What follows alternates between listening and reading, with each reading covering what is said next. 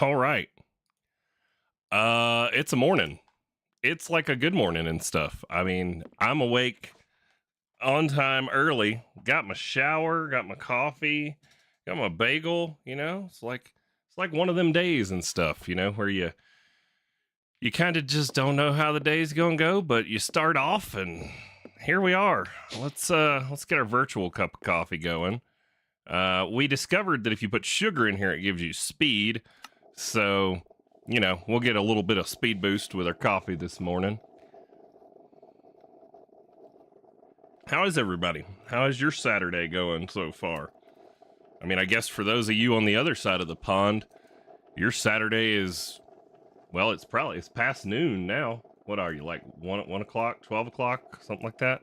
I always forget the differential. I think it's like 5 hours, so it's like noon for you over there. What's up, Squirrel? Squirrel is notification squad, by the way. Like, if I put a notice out there, that man is on it. Appreciate you, sir.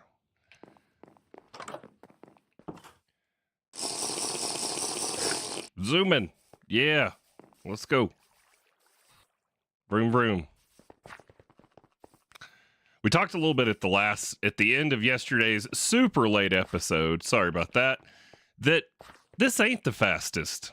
It was just how I wanted to do it, and that's okay. I mean, you got to play Minecraft within your own style, but our pace on the pack really picked up once we had the realization that we weren't going to have to spend, God, it would have probably been 6 episodes or several streams. Because, I mean, this was 4 hours, and this was all we did that day, So if we had tried to do this in episodes, Lord only knows how long it would have taken me to get through all of this modern industrialization stuff that was needed for the star. But with the addition of Create, kind of just sped up getting to your star a lot.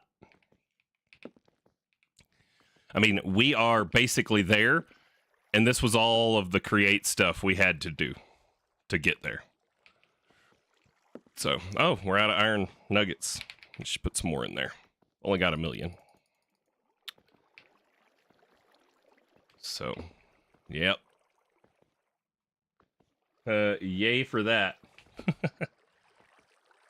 I mean, when I wake up at 6 a.m. on a Saturday, yay is not necessarily the descriptor that I'm going to use. But I actually woke up at right at 6 today, and then I laid there and contemplated going back to sleep, and then I was like, all that's going to do is make me groggy. So go ahead and get up, Wooly. And I did. Got my shower. Took my sweet time. I rebooted my PC, which I'm the IT guy that tells everybody to reboot all the time. Yeah, my uptime was over a month. Yep.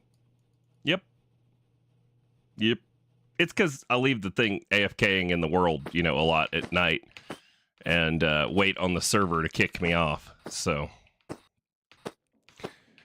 which the server, you can start to tell that there have been a bunch of people playing modded on it for 4, almost 5 months now. Because we started the server right before Christmas, sometime in December. I don't remember when I started up the All the Mods 10 server, but it was right around that time, after Thanksgiving, before Christmas. And there have been quite a few people playing on here. Not so much lately, but that tends to happen, man. Everybody's like, oh, I'd love to play on the server and blah, blah, blah. And everybody gets bored. They get tired of it, So usually by the end of a series or by the end of us streaming a pack or whatever, it's down to just me and the 1 or 2 other diehards. Usually Mass Boost is around, but Mass Boost's been having some issues with some of these All the Mods 10 updates. And it's kind of been, I guess, a put off for him to get in here because he's having a hard time getting them to update on his machine he games on. So, but let's drink some more coffee, see if we're going to get any more stragglers coming in this morning. And then really what I want to talk about is I want to look at refined storage. I want to kind of just, I want to stream today and talk about like things that I may have missed playing through the pack, stuff that was added after we started the pack, which that one, the big elephant in the room. This is by far my favorite storage mod.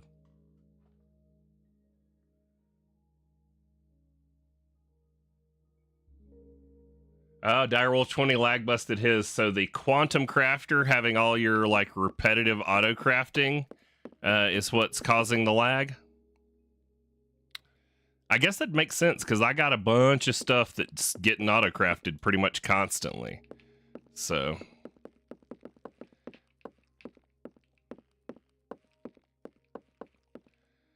yeah.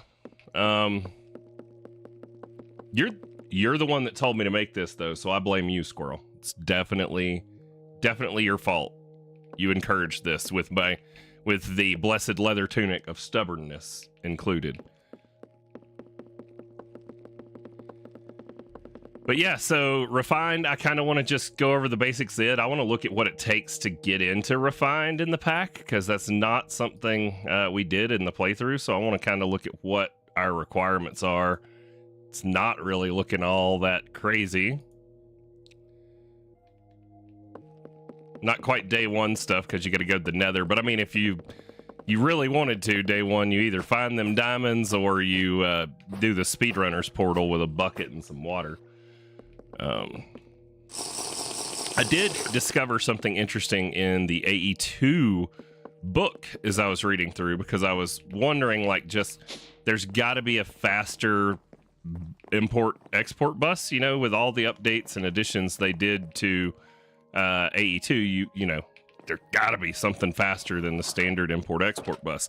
Well, there is, and that is the extended import and export bus. Doesn't really tell you anywhere unless you come in here and look at it. So if you go to the guide, doesn't tell you anything there on the tooltip,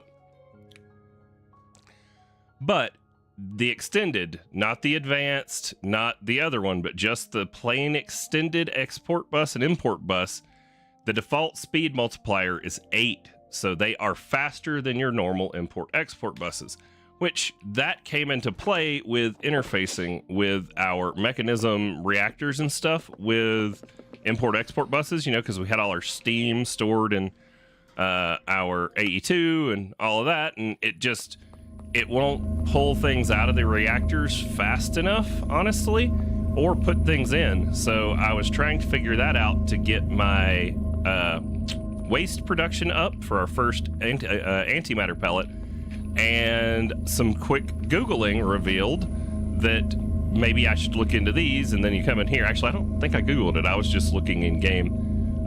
But anyways, nothing on here tells you that this is any faster other than right here in the guide. So you got to come into the extended AE guide, and I don't know what the multiplier is set at. That when it says that it is configurable, what it means is server-side files are configurable for that.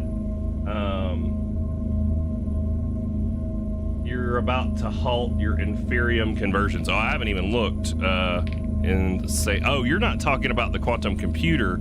You're talking about the thing. Yeah, I've got 710 Insanium blocks, but that's because I turned off the exports a while ago, like a long time ago.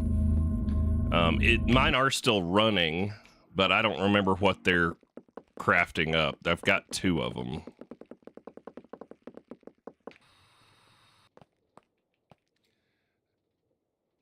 Well, no, those are enabled again.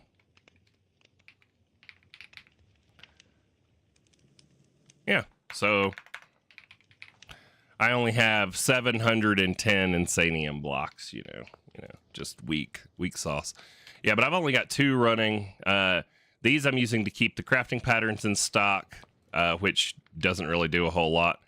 And then this is crafting up the nether stars from our essences. So we should have like a ton of nether star blocks now. Yeah. But yeah, if you need your export or import buses to be faster, make them the extended versions. And they are faster than the regular version of them. 8 times by default, which I'm guessing is what this is set at, because that really seems about right. Other things. Mechanism. You're like, Wooly, why you got, 6 cables to make a 2 cable run? Because this increases throughput. Just one of these, and it's like 2.5 MFE a tick. With hooking all these up, I was able to pull all of the power out of my AE2 into my battery in a hurry. It was doing like 21, 22 MFE a tick just by adding the extra pipes. This works this way for all mechanism stuff, in case you don't know that. So if you stack a bunch of pipes together, the throughput that you can get through the pipes is like the cumulative of each of the pipes' capability of throughputs into wherever you're putting it into. And you don't need multiple inputs. You just need the one input, and it will make it faster. So we have now drained all the power out of our discs, and we are really our power consumption when we're not running the SPS is super low, like 84 KFE. It's not even, we're not even using 1 MFE a tick. So that was what we did, I guess, after the last episode. But yeah, so refined storage is one of the things I want to take a peek at, and then we can just, I really have no plan for today because we are quite literally waiting on antimatter. So we have, let's check our polonium before we start talking about refined. Where do I go for that? Over here.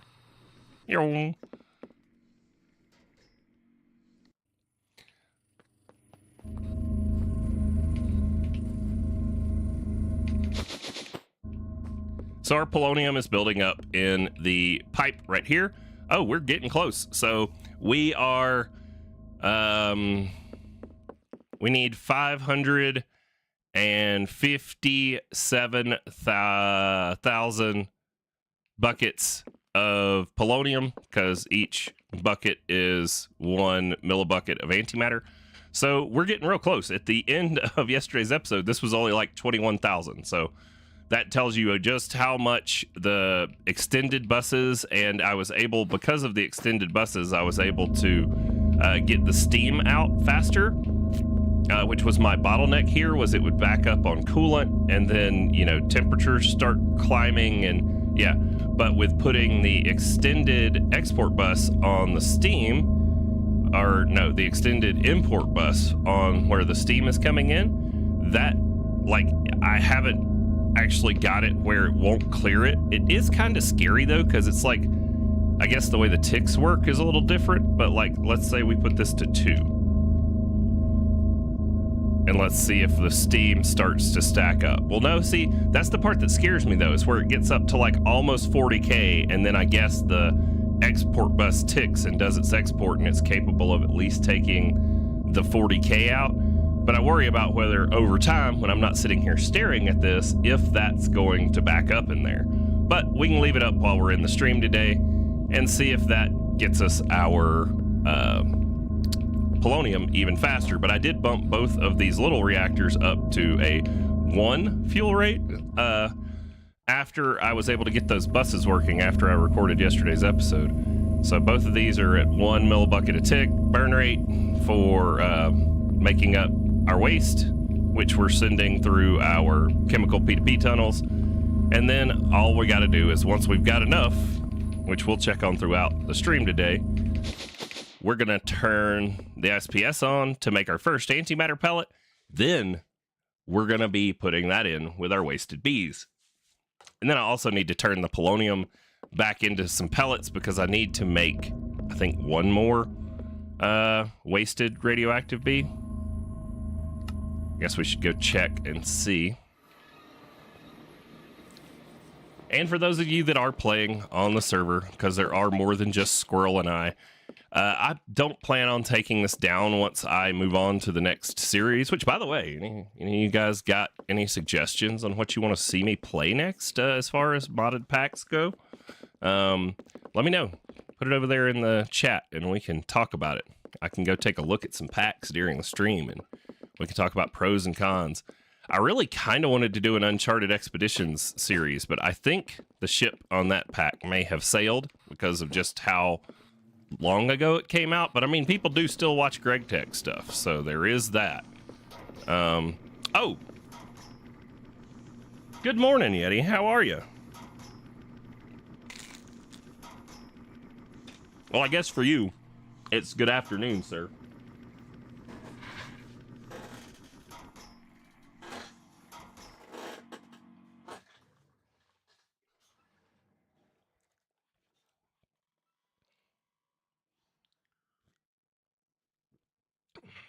Went to take a bite of my bagel. Successfully painted my entire mustache with strawberry cream cheese. Yep, needed to go grab a napkin. Sorry about that.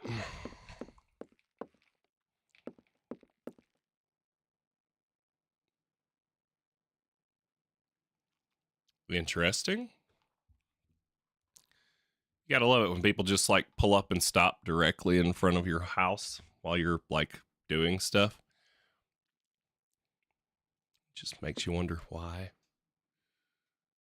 Oh, it's an Amazon driver making a delivery from a personal vehicle. Fun. All right, well, I'll have to go send a child to go get that. Oh, hey, never mind, my wife can get it because she just pulled up at home.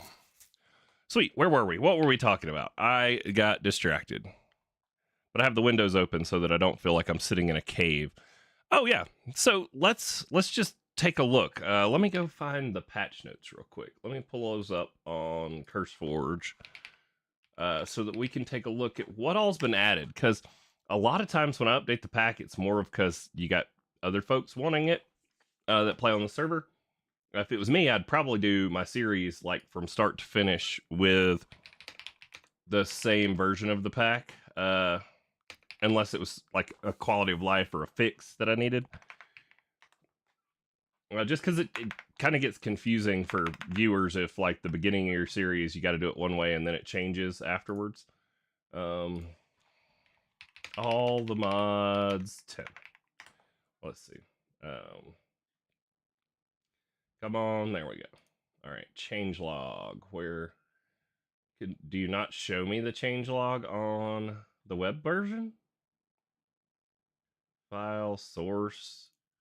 Is it in files? Oh, do I got to go to like each one of the versions? There we go. All right. So in the 2.44 update, it downgraded Ender drives. What are Ender drives? I think that's a refined storage piece. Ender drives. Yeah, there we go. Nope. That's for Applied Energistics. What the heck are these? Bidirectional. All right. Now I gotta go read.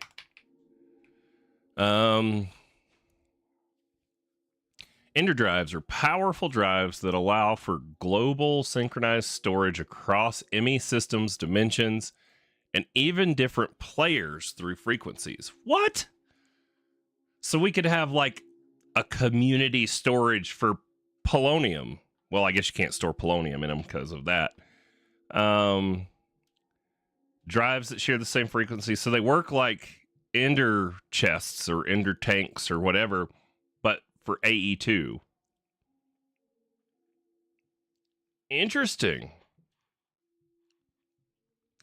So you could make yours like an output only, meaning people can't deposit into your storage and like back you up or whatever, I guess. Interesting. Share them with your team. All right, so they changed the version of that. Interdimensional wireless transmitter was downgraded. What is that? Interdimensional wireless transmitter. Provides wireless network access for items like the wireless grid, has infinite range, and is cross-dimensional. So that is for refined storage. You got to get an Elytra? What?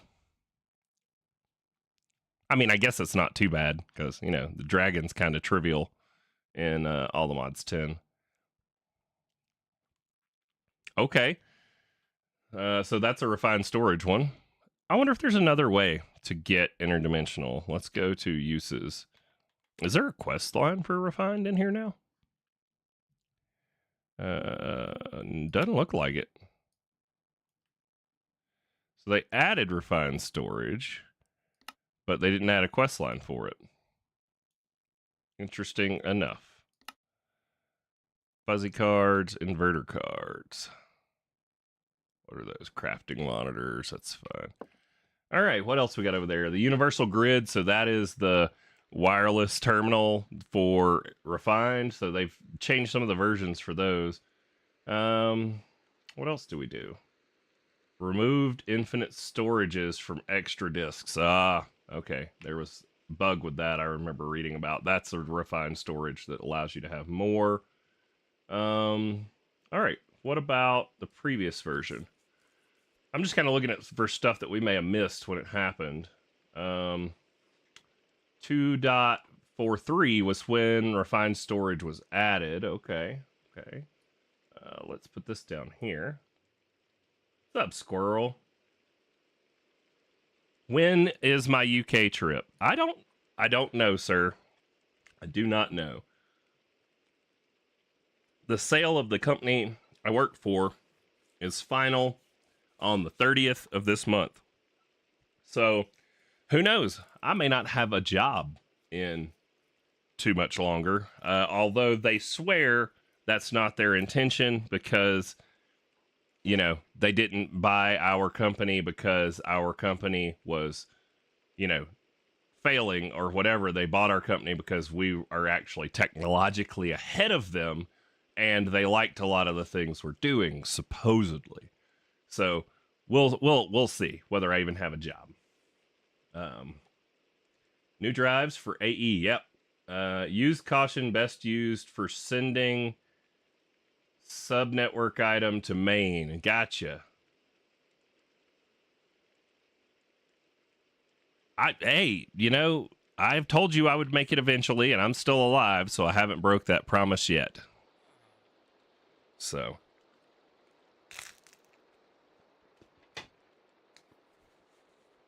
Trust me, you're not the only one that wants me to come over there. Wife wants me to visit, too.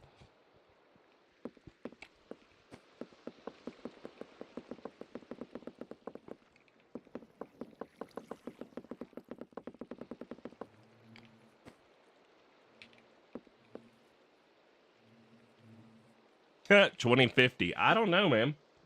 I mean, 25 years sounds about right for me to plan anything.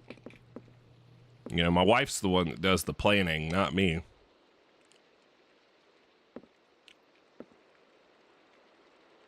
Sulfuric acid still our hold up there. I did make some sulfur bees to process all that for us. What's up, Zara? Welcome in, welcome in. All right, where were we? We were looking at notes. Yeah, so 2.43 was the update that added all of refined storage. But it removed the thing called clean tooltips. Interesting. What the heck is Quartz Arsenal? It's something added for refined.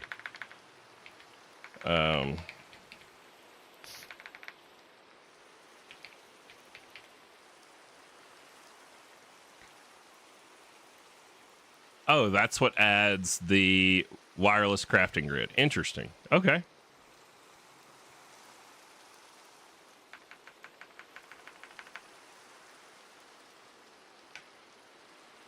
I mean, you know, without the kids makes it cheaper, but I got a kid that if I came over there and didn't bring them, I would, you know, be never forgiven because they want to move over there because they like rain, they say. I don't think they understand just how much it rains.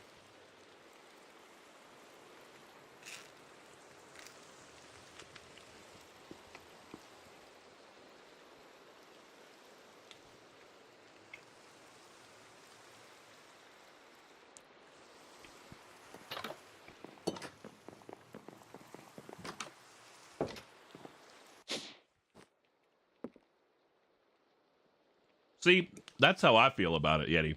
I feel like it's too much rain as well. But this is the kid that every time it rains, they're like, can I open my window?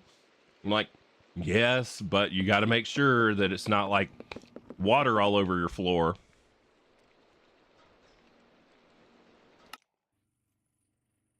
All right, well, there's not a crater on the top layer, so our reactor did not explode yet from upping our burn rate. And it's still not full of steam. Interesting.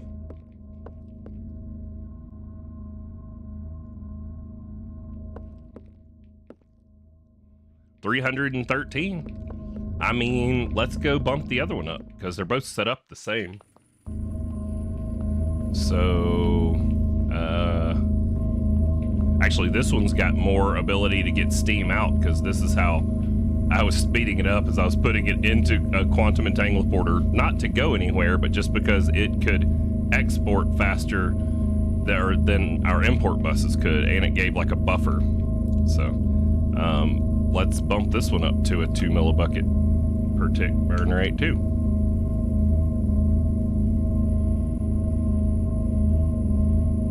Sweet. We've like over quadrupled our, nuclear waste production just by discovering those, the extended import buses.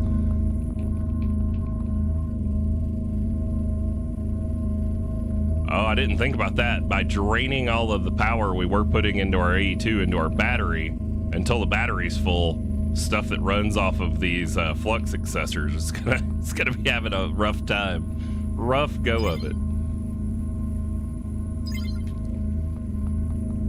Interesting. All right, well, we got to keep an eye on those throughout the stream, make sure they don't blow up. But so far, so good with upping our burn rate. Is depression common over there?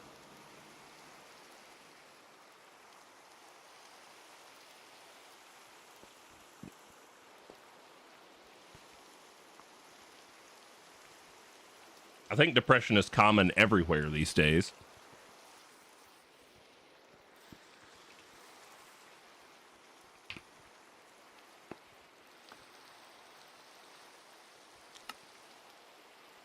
Yeah, it looks like Refined has yet to even get a nod in the quest book, which is kind of sad. But it was so late to the party, understandable.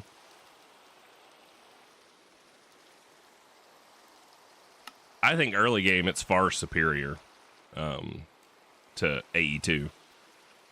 But yeah, let's take a look at like getting started with Refined. So Refined is a lot like AE2 except simpler.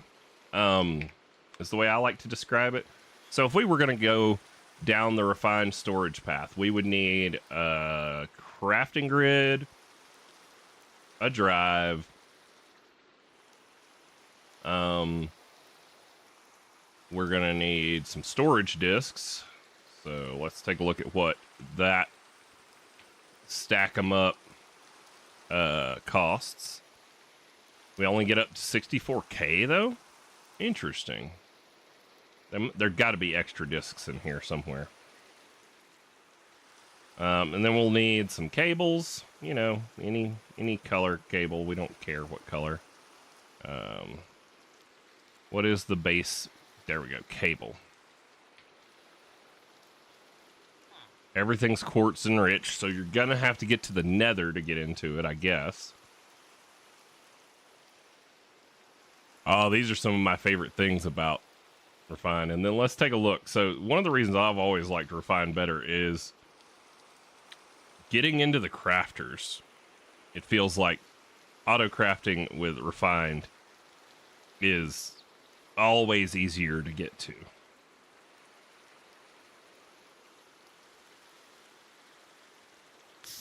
Where are we?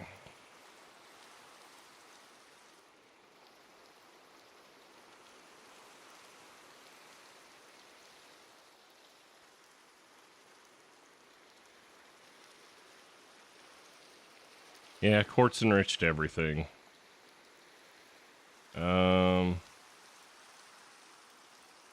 Detectors.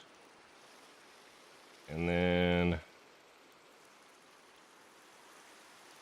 So these, I thought it said were removed. Oh, look at that. Chemical storage discs. So we can store our chemicals. Nice. So we do have refined access for that. Awesome. Always kind of been a hang up. Wireless crafting grid. And then what was the interdimensional?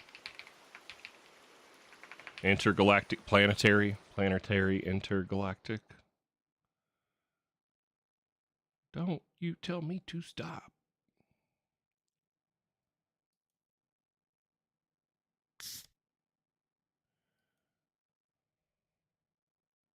Wait on it to get to the regular one so we can click it. Come on. Where's just the plain interdimensional? There we go. So yeah, nether stars and elytras for cross-dimensional wireless access there. It's not looking too bad though. Like, it doesn't look like it would be any more prohibitive in the start than AE2 was. You're probably still going to want a storage solution, but maybe not. Let's take a look. So crafting grid takes a grid, which is destruction, which is processor bindings, string and slime. There's nothing there. These are diamond. Those are quartz. Redstone, silicone. Yet, so there's nothing inherently inaccessible. Machine casings are quartz enriched iron, which is super simple. Make yourself a seed early on, right? Like, you know, it takes 4 of them to make a seed. Yeah, I mean, the nether is your limiting factor on getting into refined storage. And wireless, you got to beat the dragon, you know, go get you an elytra. Unless elytras are craftable in some kind of way, but I don't think they are in this pack.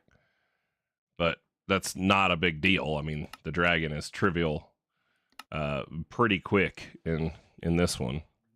What about storage parts? Nothing. Glass, silicone. So silicone's probably one of the more difficult, I guess, things to get early, right? But so how are we making this silicone? We're smelting Certus or quartz blend. Oh, or just smelting nether quartz. Okay. Yeah, so even silicone's not a big deal for getting into refined. These are my favorite piece about refined. Just take some ender pearls and netherite, but network transmitter and receivers. So you know how, like, over big distances, if you want to carry AE2, you got to do the ring, right? There's a ring over here. So you got to do your ring, and then you got to do the singularities, quantum entangled, to, you know, get it where it's a convoluted process. They did introduce these, but these are limited range, right? So these wireless connectors, which are from extended AE, but refined natively. You want to take it somewhere, interdimensional, whatever. You just need a transmitter and a receiver and the linking card thing, which I don't remember what that's called. Network card right here. And it's nothing crazy to make. And these will link your refined storage network with no channels, mind you. You don't have to worry about channels. It'll link it wherever you want, however far you want. Just simple, like stupid simple. Whereas, you know, AE, sure, I got this convoluted thing, sort of looks cool. I got all these channels, you know, and I got all these P2P buses, which, by the way, I'm out of unused P2P buses. So if we expand or do anything else, we're going to need more. But at this point, I could have almost gotten away with a single cube controller to control everything. Not quite. I mean, if I come through and combine some of these, I probably could have. But yeah, like right now we're using a full, what is that, 16 channels of P2P buses? Yeah. 16 channels of P2P buses plus 1, 2, 3 of these wireless connectors on the main network to carry some channels around places around the base, which in hindsight, I would have probably used these rather than like mainline cables and just brought like one out here and fed a bunch of P2Ps off of the one wireless, because that would make it look cleaner. But I mean, this is all in the basement. Nobody really sees that, right? I mean, I guess you guys see it every episode, but you know, if you're just coming to check out the base, especially if you're not trusted, you can't actually open my door to get in here. So, but I have discovered some people that are now like checking the base out, and they obviously watch the videos because they know they can come in through the bees and then get their way into the house. So the only safe place then is my bedroom. They can't get in here.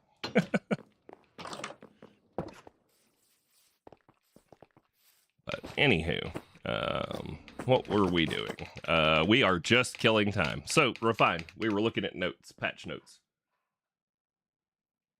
What's up, Sir Carpenter? How you doing?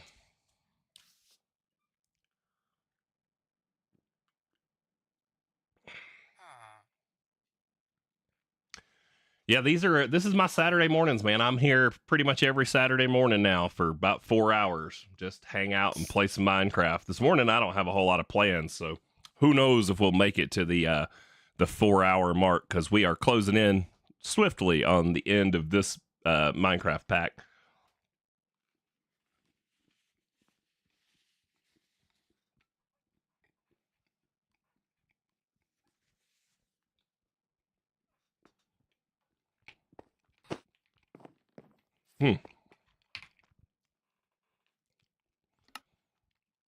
Speaking of that, quite literally, this. So we need 2. But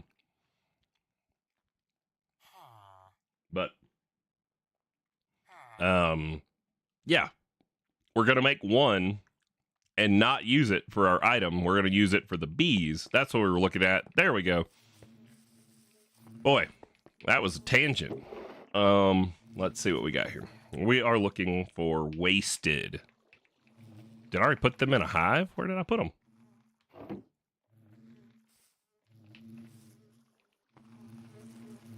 Oh, I think I put them in the don't get distracted barrel. Yeah, there we go. So we've got 4 wasted radioactive bees. We need 1 more, which means we're going to need some polonium pellets, which we have turned off right now because we're trying to stockpile enough for our antimatter pellet. But as soon as that's done, we should be able to get some polonium pellets going in a hurry. Where am I headed? I'm headed over here.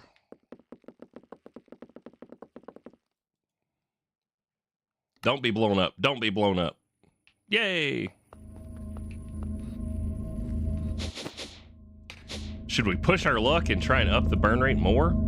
I think so. Why not? Let's go to 3. See what happens. Oh my gosh, it's still clearing it. Porch time with coffee. Man, that's how I start the stream. We actually have a coffee maker. I'll show you in a sec. We have a coffee maker in-game, and I make some coffee and just sit around and wait on people to join, drinking in-game coffee while drinking my real coffee. What are you doing drinking coffee, though? You're an East Coaster. It's 10:40. Uh-oh. Is that too much? Are we going to back up? No? Wow. All right. Looks like 3 millibuckets. We'll leave that one going so that if it blows up our, turbine here. All right. How are we doing on polonium? Getting there. I mean, if we up the top one, we may as well up this one.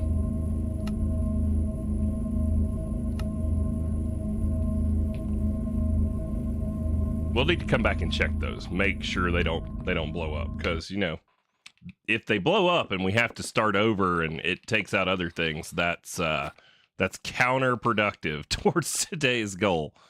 So, but yeah, these right here, I'm actually going to go put them in the barrel so that we can talk about them in the next episode, because the extended AE stuff was enough for me to be able to pick up the pace and not have to deal with mechanism piping and still be able to use AE2 for all of that. What should we do today? Maybe we could work on some decorating. Oh, I should take this back over and get some more biome captured, actually. Let's go do that real quick.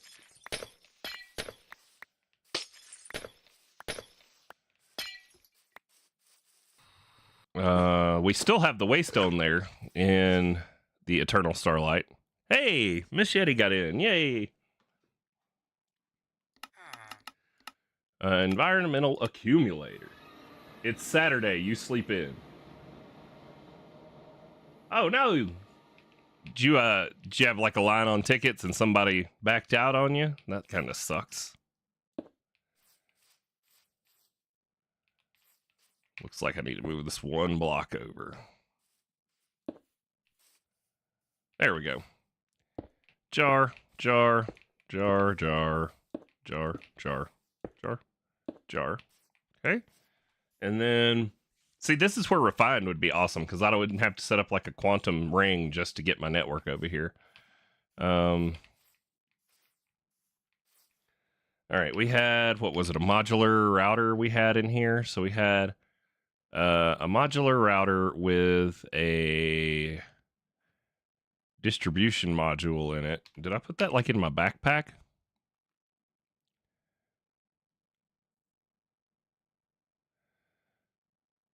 Nope.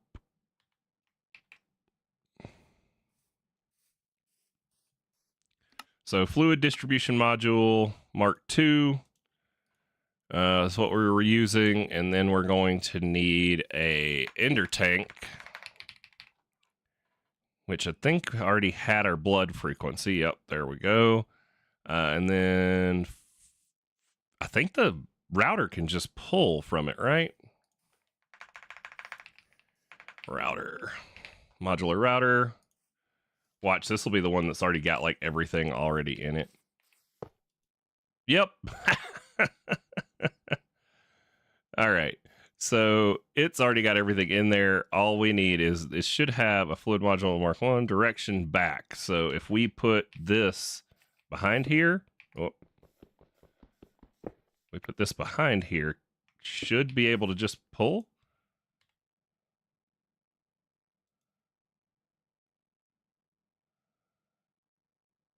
Oh no, I guess it can't pull. So we can do this, and then, ooh, barely inside that chunk. Okay, backpack, fluid, ultimate pipe upgrade. Grab out our pipe wrench. There we go.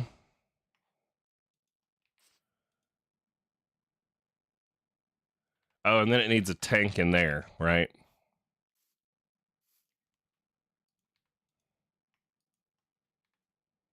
There we go.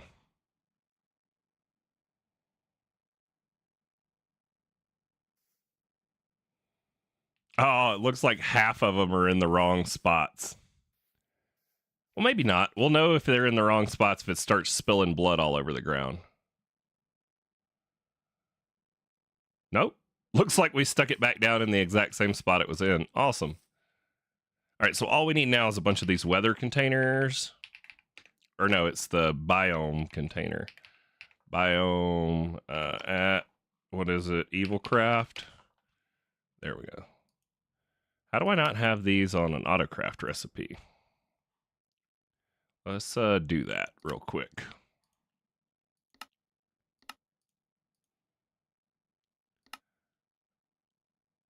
Assembler matrix. We don't have it making the dark gem powder either. Oh well. All right, so there's 18 more. I'm definitely going to want more than 18 because this doesn't spread very far, you know? All right, there we go. So now we should be able to just toss a stack of those in there and let it do its thing.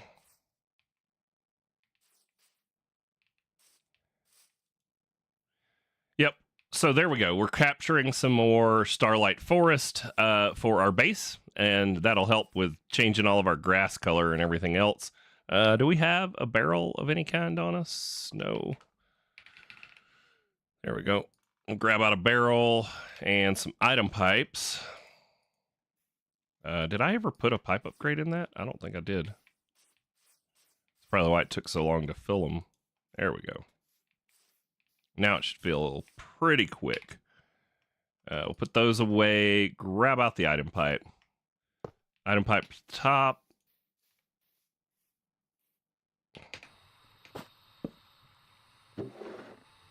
Toss in those biome extract bottles. And let's make sure it refills. Oh, well, you got to set it to extract, Wooly. There you go. Yep, looks like it put one more in. Sweet. So that'll make us an entire stack and then some. Well, it'll make the whole stack and then stop working, but we'll have some more. Miss Yeti was laid to rest by a priest. Nice. I expect no less. When Miss Yeti joins, you know, it's usually comical death messages. But if you need help, let me know, because we really don't have much planned for the stream today, and I can come save you if need be. What else we got going on?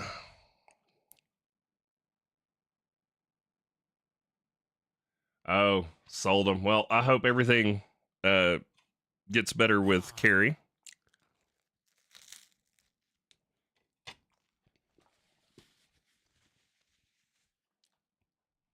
Where were we? What were we doing?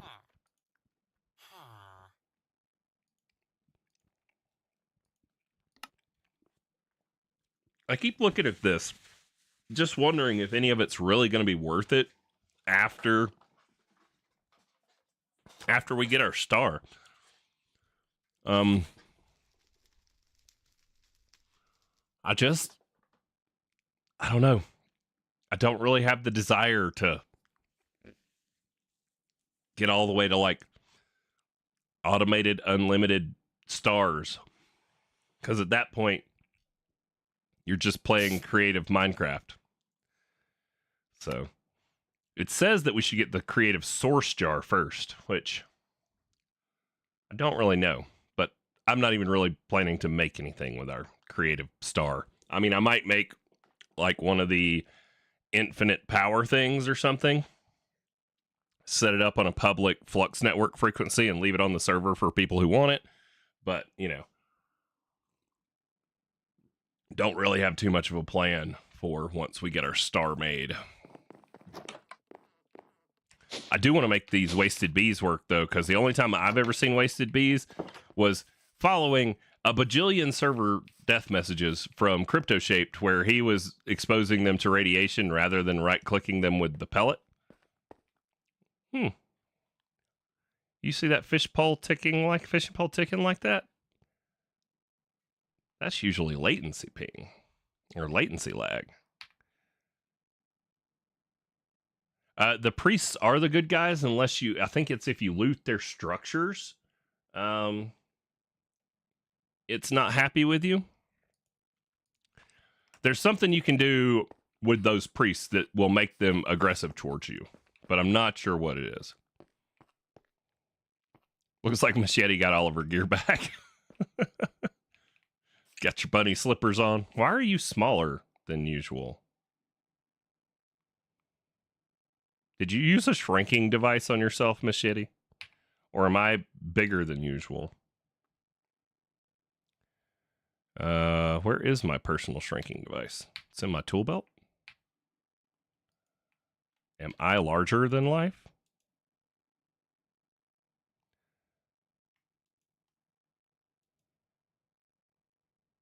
Yeah, no, I'm normal size.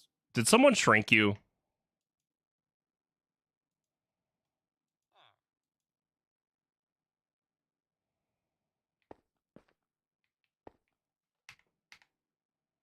It's not just me, right? Like, Miss Yeti is smaller. Oh god. This like third person view is really hard to move in.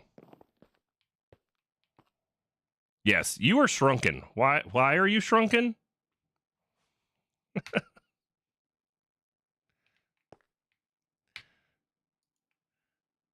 All right. Oops. There we go.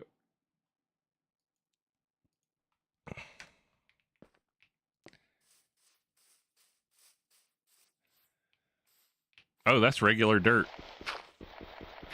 I was like, why has this not converted?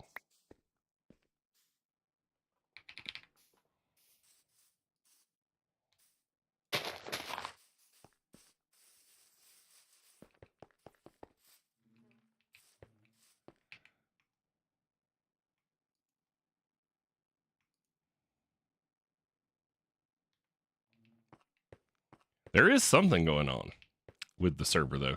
That I noticed it because the fishing pole was like glitching.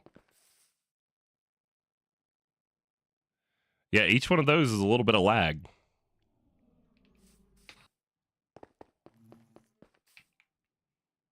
And I can feel it like opening my terminal and stuff. Oh, there's an apotheosis. That would make sense. That would make sense. That would totally make sense. Let's see. Wow.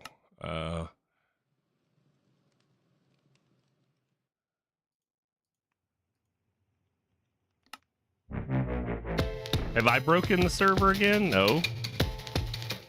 Oh god, the music's probably really loud.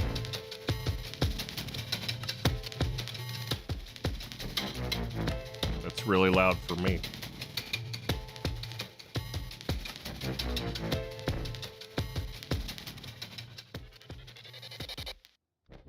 There we go.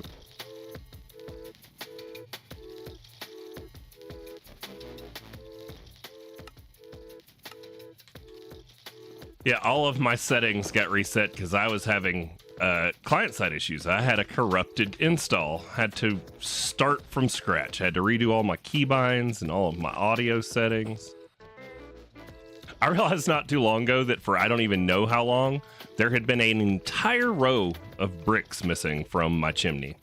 Don't know how long it'd been like that, but it was missing. So I do remember vaguely like accidentally vein mining this one time. So I'm guessing it'd been like that ever since.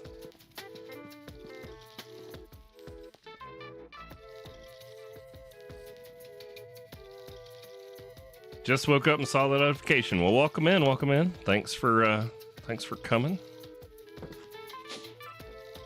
Yeah, I don't know if I broke it, but there's definitely a little bit of server side lag going on. It's not much though. I mean, it's definitely playable, but I mean, the server gets daily reboots, so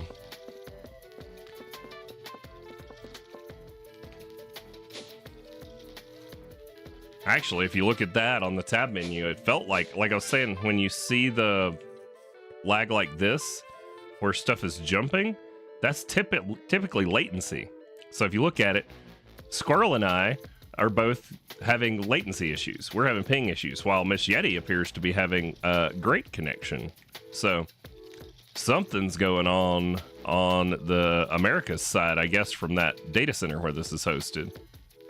Because I am definitely physically closer to the server than Miss Yeti.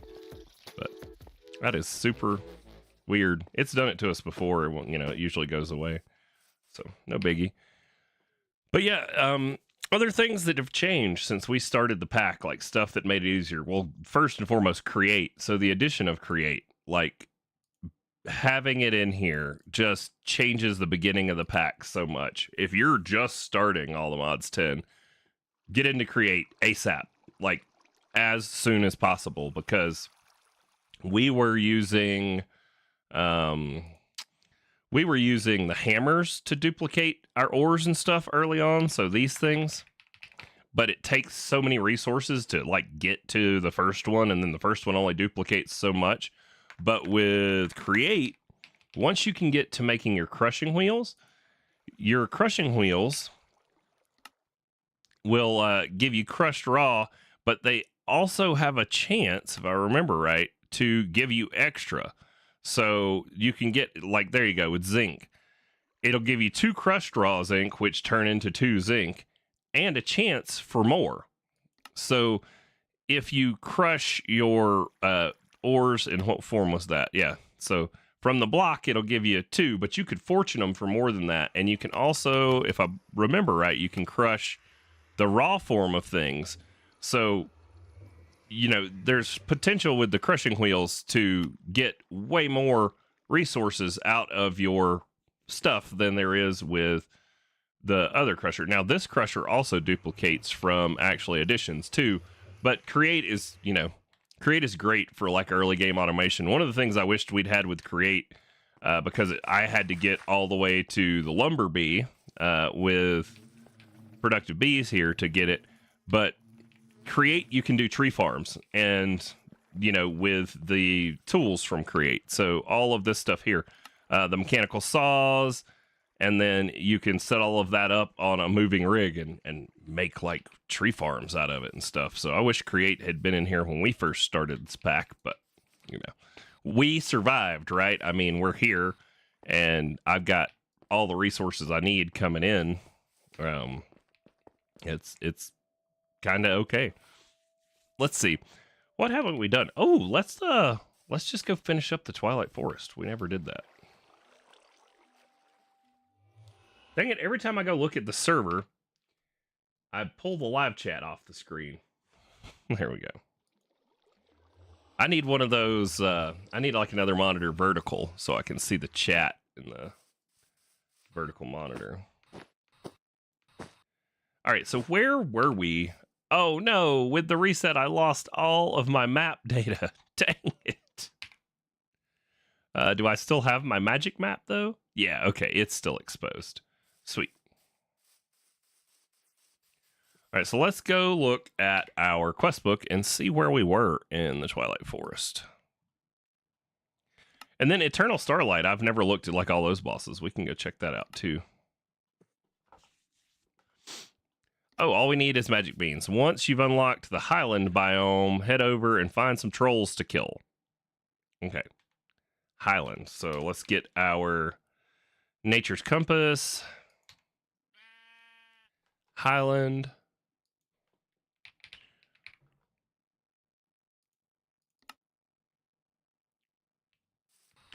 $487 blocks. Let's go. You know.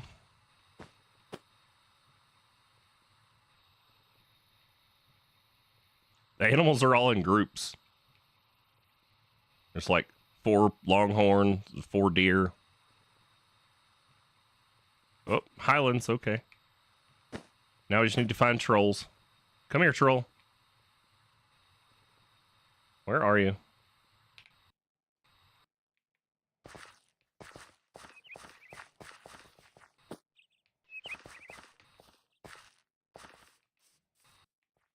Ba-doop boop boop. What is that?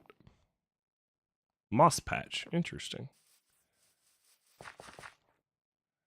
Oh, well, there's clouds. Are the trolls in the clouds?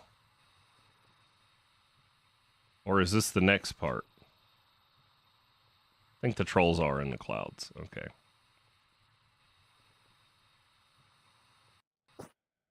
Oh no, it's a giant me in iron armor.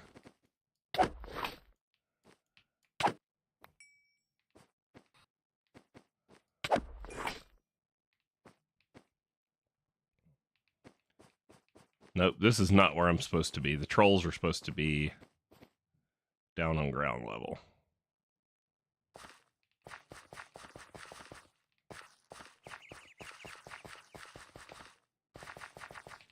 What is that?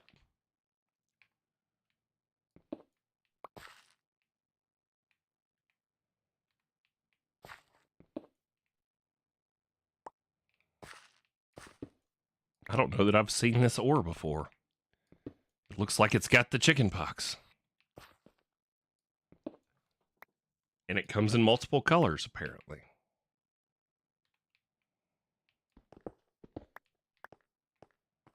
Are the trolls down here?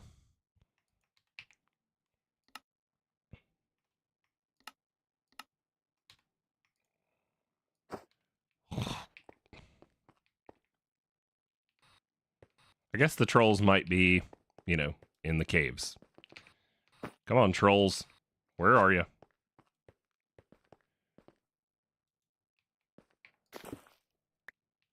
Troll berries? Okay. What about trolls? I just would like to kill a troll, please. Dead rock? Ooh, it don't want to break with a unobtainium pick. Come on, trolls. Where are you at? How is it raining through the floor?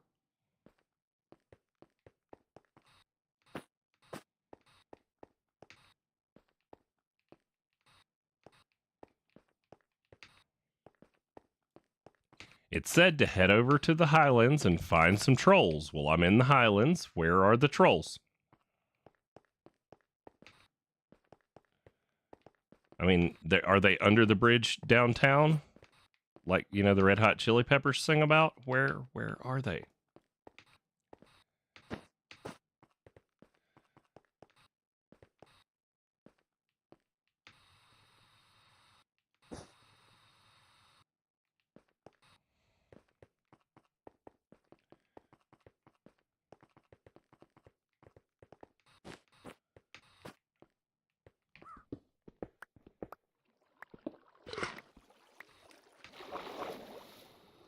What is this, a well? Yep.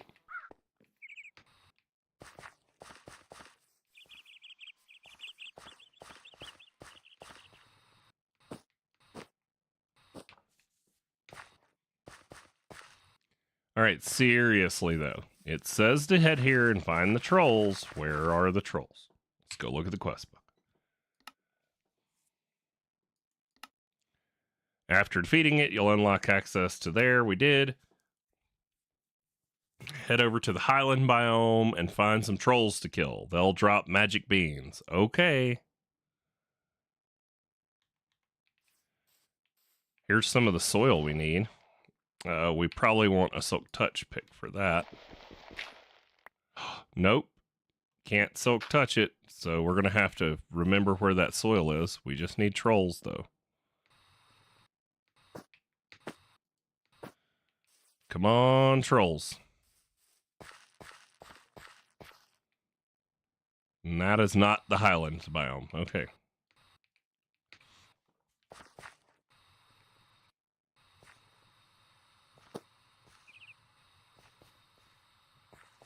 Boy, those birds sure do sound like people walking around.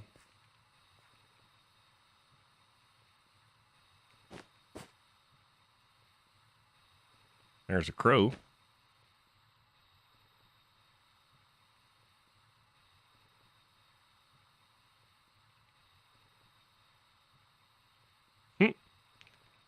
No, not Miss Yeti.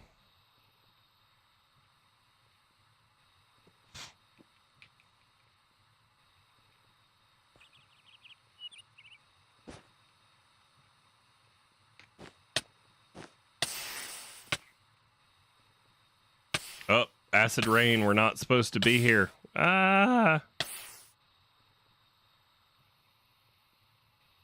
But for real, though, like, troll, please?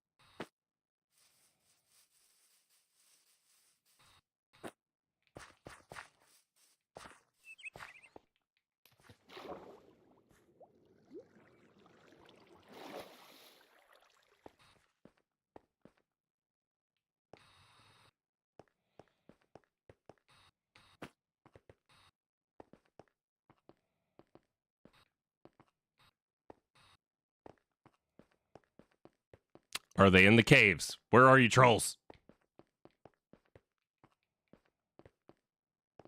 Oh. Could this be something?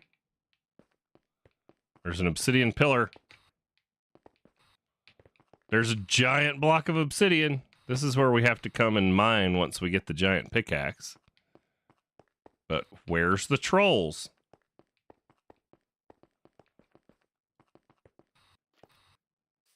Aha! Yeah.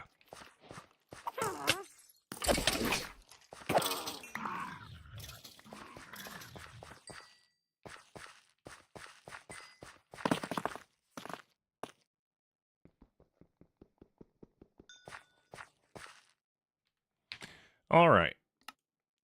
We've got the beans. Now we need to go grow them in the soil on the surface, right?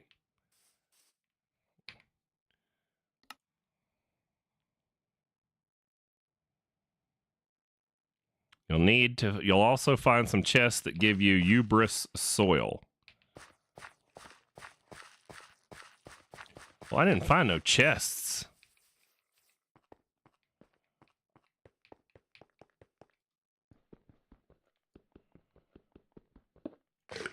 Oh, they're inside the obsidian. Okay. If you say so.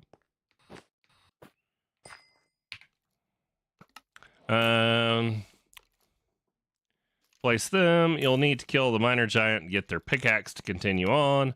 With the giant's pickaxe, you'll want to head back to find the giant obsidian. And then now we need the lamp of cinders. Okay, this is not the giant obsidian. We flew up there and killed those other guys ahead of time. Oops. Here's the giant obsidian.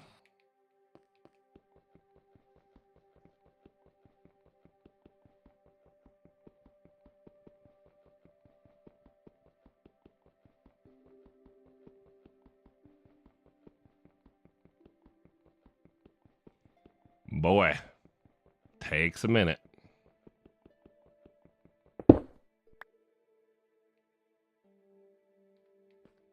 Seriously?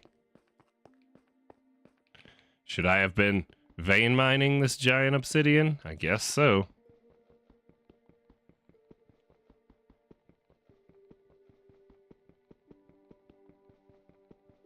Come on, die.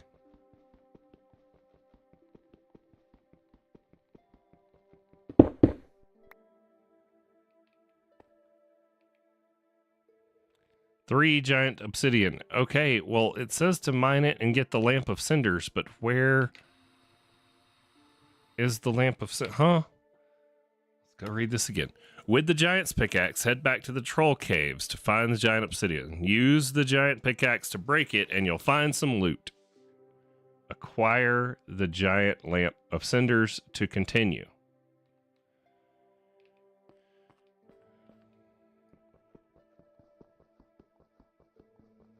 This is ridiculous.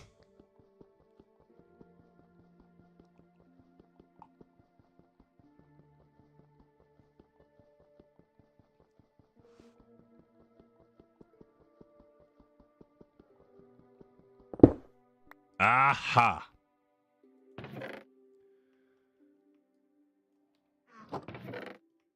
Yay, lamp of cinders. More magic beans.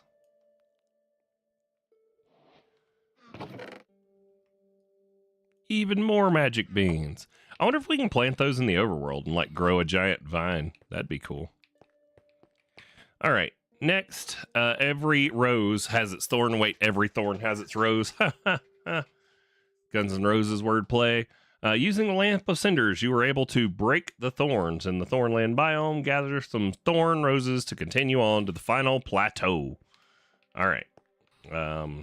Let me out of here.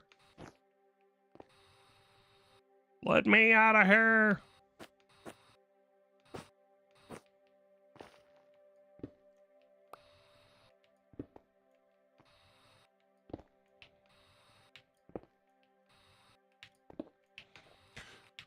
I'm making giant steps on the way out, you know.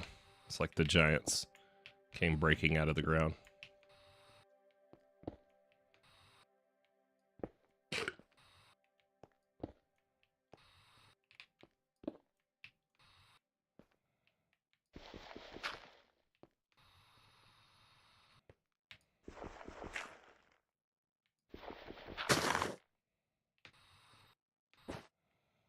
All right.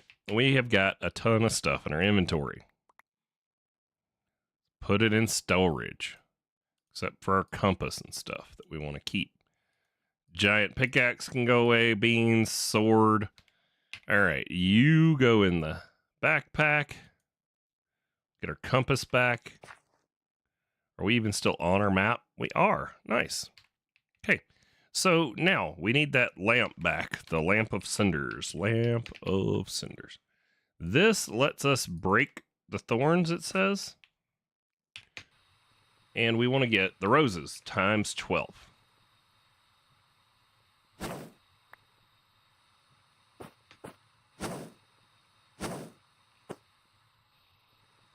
We could just fly around looking for roses. There we go.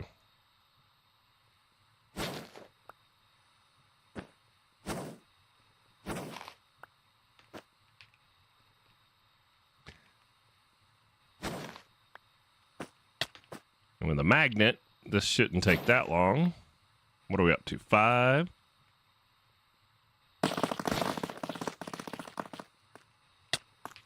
Oh, God. Oh, I forgot to message Tito that I was streaming. Oops. You'd think she'd know by now.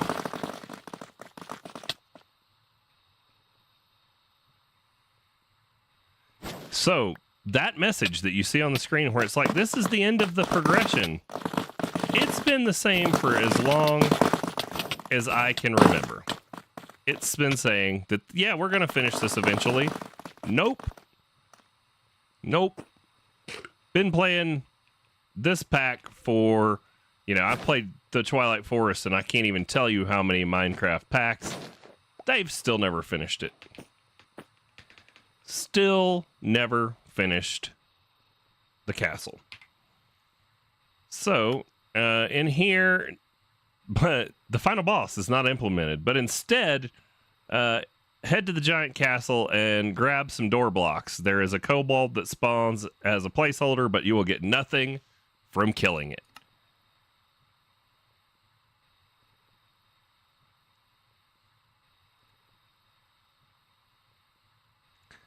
And then it wants us to get, a bunch of saplings.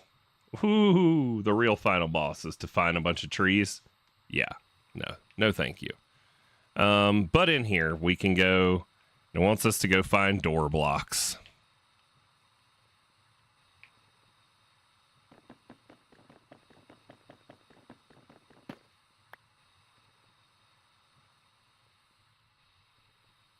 The doors are kind of cool.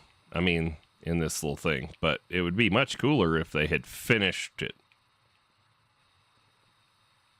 There we go. There's some door blocks.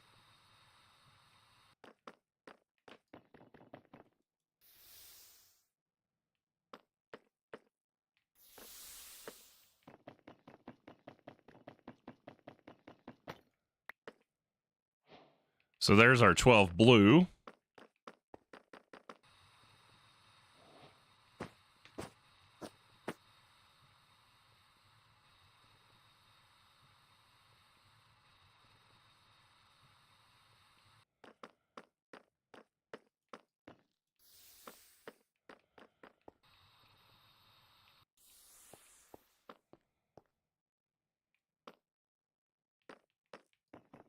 Yellow. But we need more of them. Purple. Or magenta, sorry.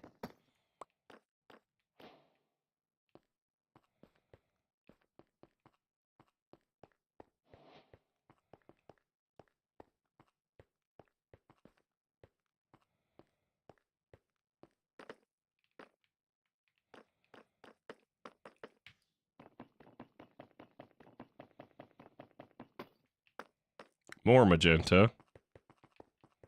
We've already got blue.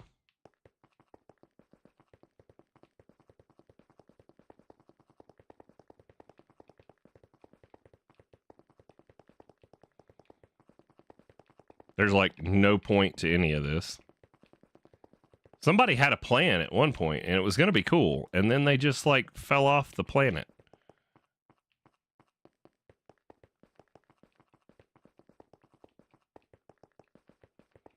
It'd be cool if some of these were door blocks that we could take. Like, what were they thinking? What was this going to be?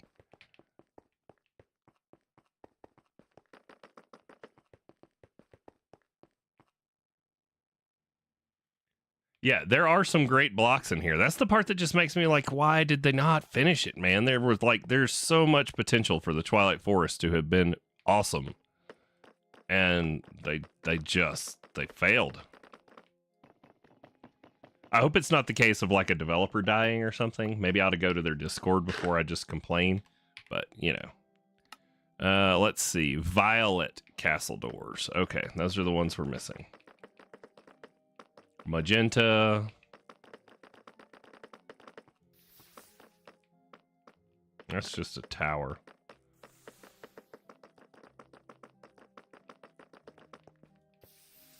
It's another tower.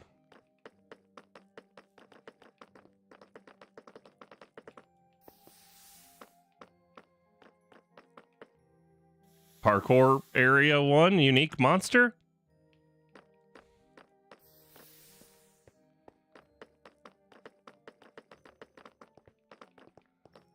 All right, we came down there, so we're just missing the violet doors, which I don't even know why we're doing this, but we're doing it.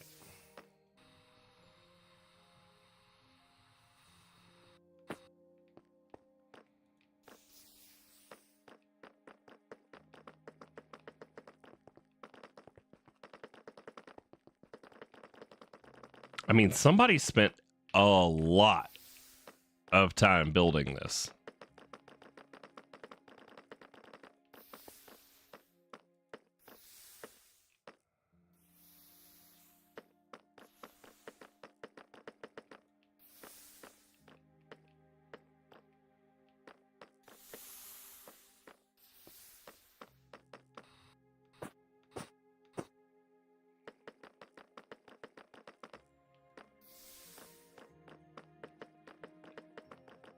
There's like different music in here.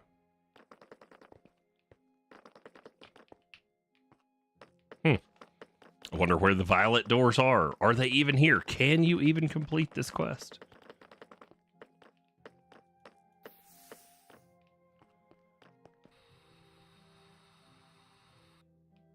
Oh, violet. Yes. All right. We need 12 of these, so we need to find 2 of those kind of doors. Aha. I think we were up here a minute ago.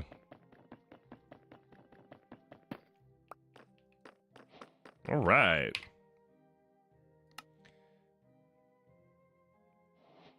There are loot chests that can give you rare saplings. So, Tree of Time. Oh, it wants us to go around and just randomly loot till we get what we want. No, thank you, Twilight Forest. It would have been cool if this was like a functioning castle with a boss, though. That would have been real neat. So, defeated the Twilight Forest with the exception of, you know, running around for random loot chests. Which, I mean, fine. If I gotta go do that to, like, summon a boss, cool. But for nothing?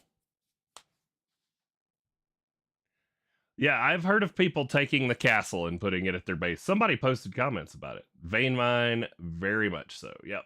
What's up, Mass Boost? I guess, you know, we can do the personalized invitation just to make sure Miss Tito knows.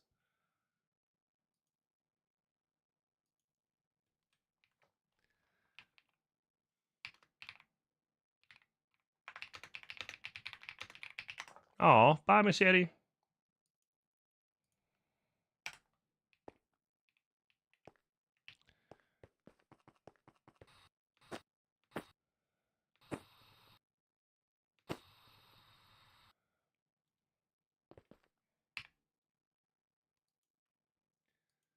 All right. Where are we? I've only been streaming an hour and 20 minutes. No wonder I still have a bagel on my desk.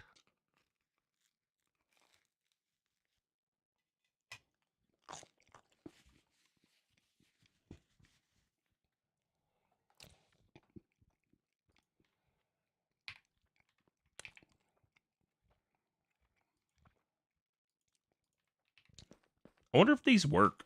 Okay. Let's go play with them. Help, I'm falling out of the world. Oh.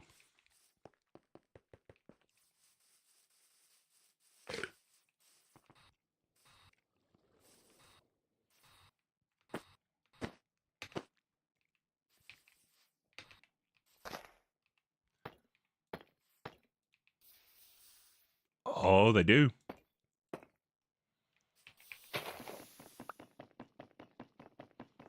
They also take forever to break if you accidentally put them down.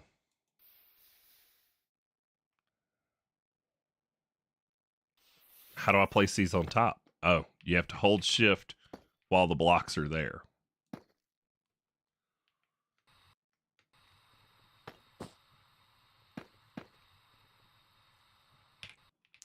So you could totally use these for doors at your base.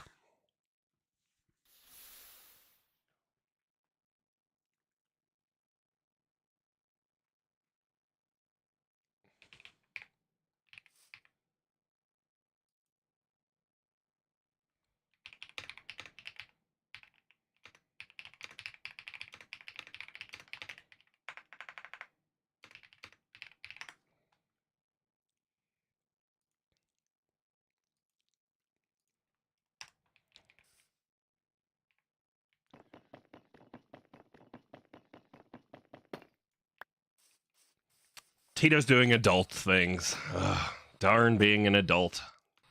Such a pain. Oh, now there she's come in and said hi because I've made her feel bad. Sorry, Tito. You can go back to doing what you were doing. I was just wondering where you were. Let's see. Where were we? What were we doing? We did all that. You can clear all that out. Let's go look at our quest book.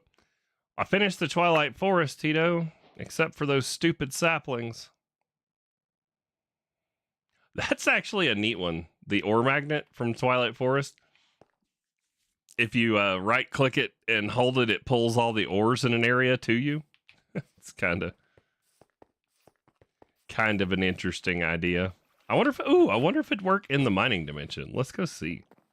It's probably like biome specific for the Twilight Forest.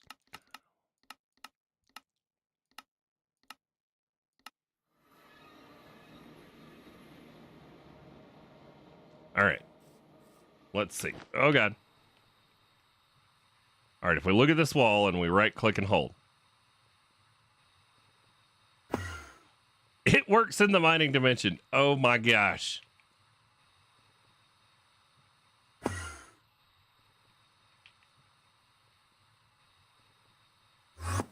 I mean, durability on it is atrocious, but...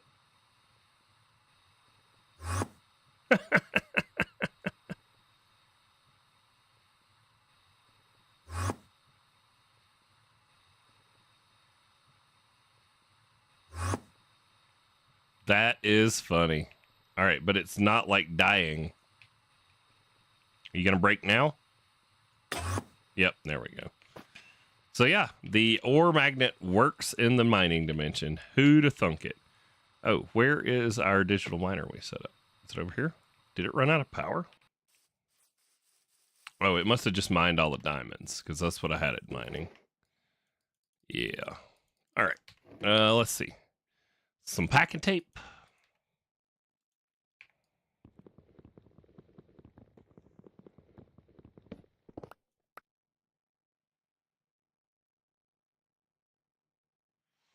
I mean, you know, it probably do. Squirrel, it probably do.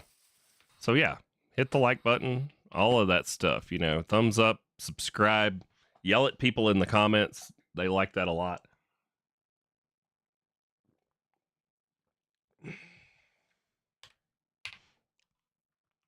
With monetization on, does it give you guys ad breaks in the middle of the stream, like stop to play an ad that you have to wait to skip?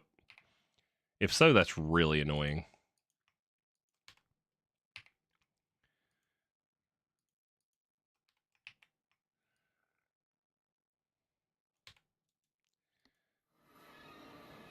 You've never been to the Twilight Forest. It doesn't surprise me, Mass Boost. It's actually one of the simple ones to get to. You just 2x2 full of water, throw a diamond in after you surround it with flowers.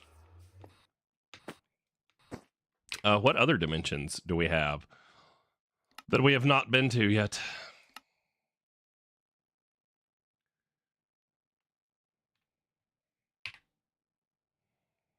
You have premium, so no ads either way. Nice.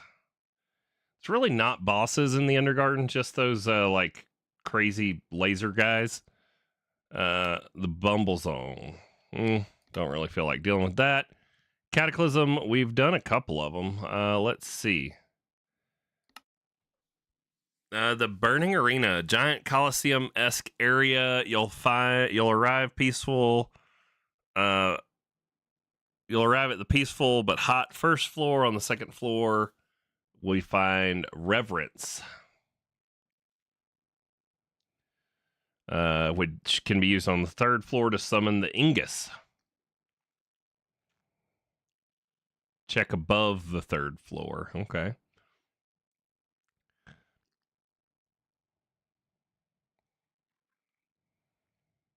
Maldictus. Let's go find one of these guys. Frosted Prison is a massive castle structure.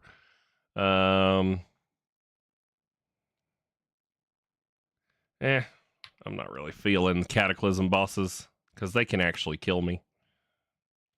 I think Tito said she completed the entire Eternal Starlight quest line, which is kind of crazy.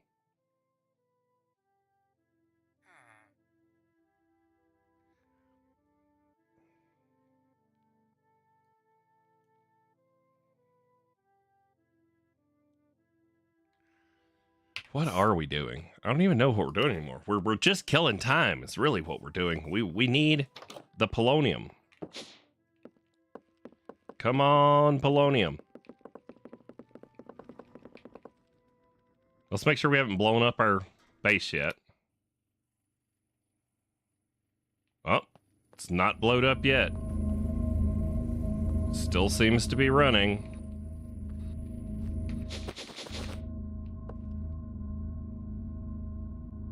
We're seeing more steam in here too, which means, you know, more power it's making.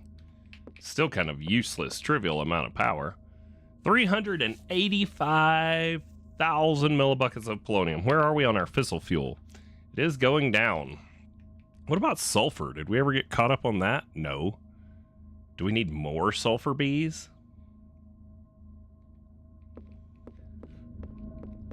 Probably.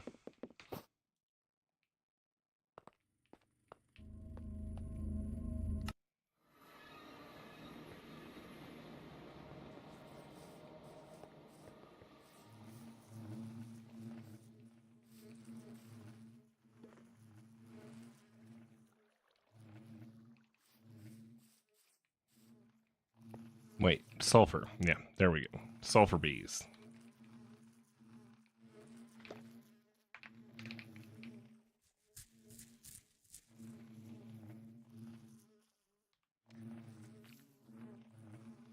You know, we could make more gamma upgrades. Or no, omega. Omega. What about, can you make 10 of them?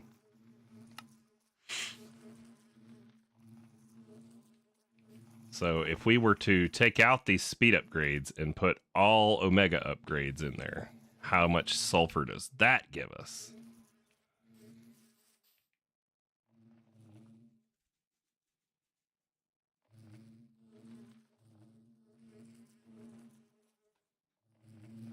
You're saying if you have a channel membership, which I don't have turned on, but I guess to other channels, you pay for a channel membership and you're watching a live stream, you still see ads?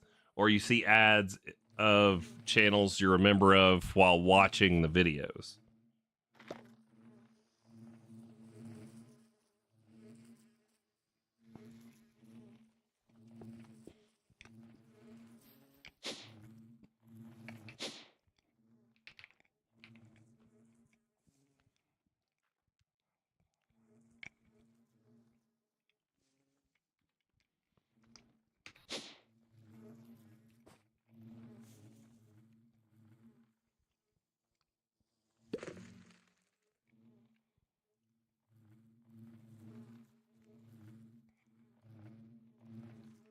We need some speedier upgrades. Because this one is not keeping up.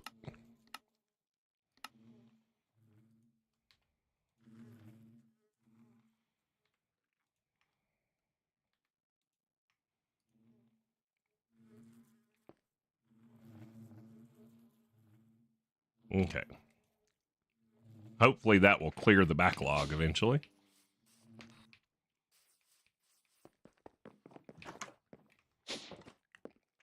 I started putting centrifuges over here because I ran out of room on the other side. Speedier. There we go. Put these in.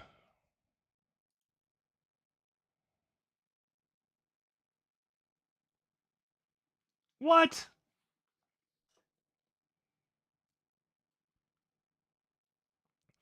Yeah, YouTube's always been like, oh, but we're not really a live streaming platform. But here, you should live stream on our platform. But we're not really a live streaming platform. I wish they'd just make up their mind. It would make it so much easier. I just don't want to have to start over for my live streaming audience, which, you know, I'm guessing most of you guys would watch on Twitch. But, you know, I have to like build everything up again on Twitch, you know.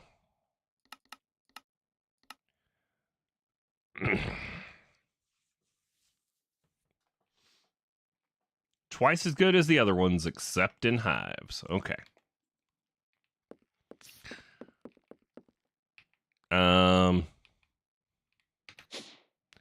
What did I do for diamonds? Did I put a bunch of omegas in there? Yeah, I did. So, and diamonds we should be getting to be good on now. Yeah, look at that. Got plenty of diamonds again. That means all of our mechanism stuff from all of our crazy mechanism crafting is caught up. Go look at it. Uh-huh. Over here. Sweet. Yeah, we're like fully backed up again.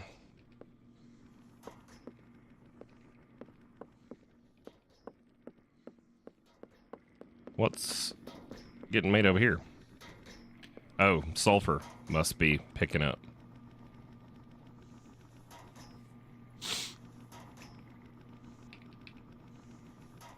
We've got 114 sulfur now. Let's see if it'll climb up there. Do we get more sulfur before that runs out? That's the real question.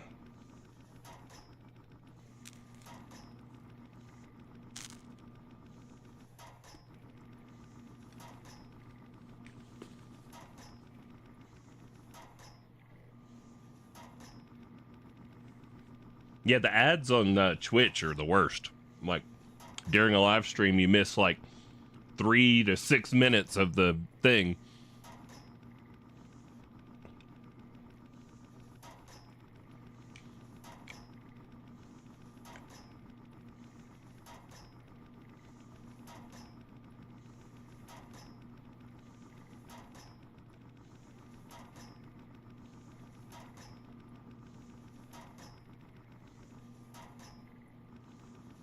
All right, I am going to go make myself my second cup of coffee. So I will be right back while we watch my sulfur production.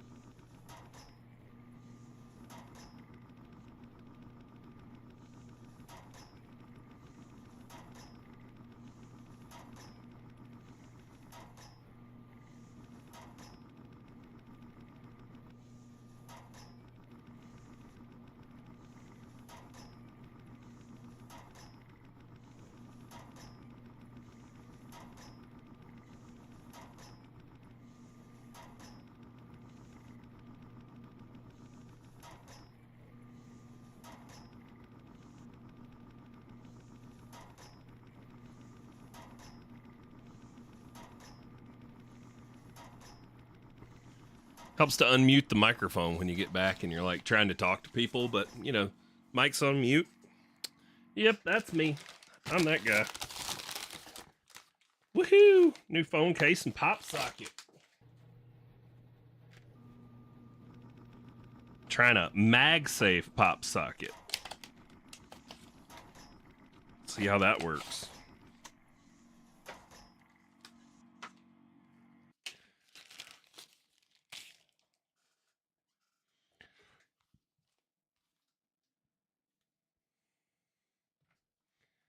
All right.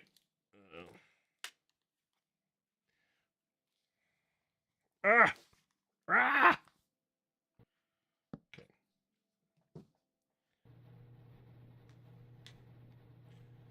Don't drop your phone, Wooly. All right, it successfully made it from one case to the other.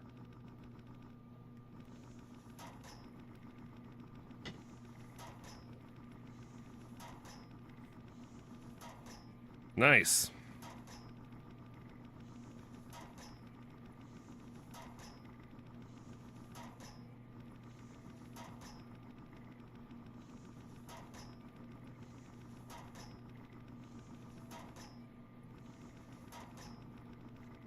Alrighty, and we're back to it.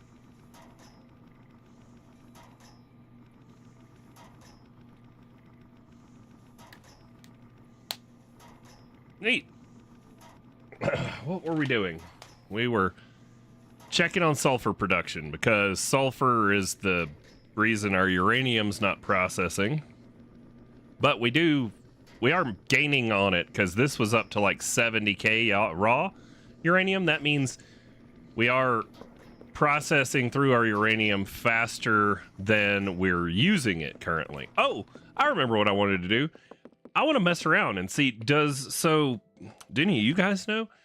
If we change reactants with our extreme reactors, does it make more power? So you can pump in power, water, and cyanide to create plutonium. Can be used as a fuel for reactor and creates its own waste called magentite, which we're making magentite in a smaller reactor. But my question is, does changing your reactant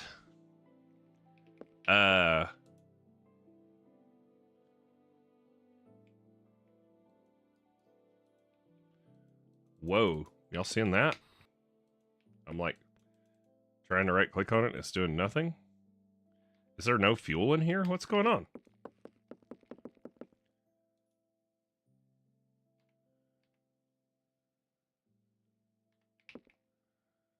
This is an export bus.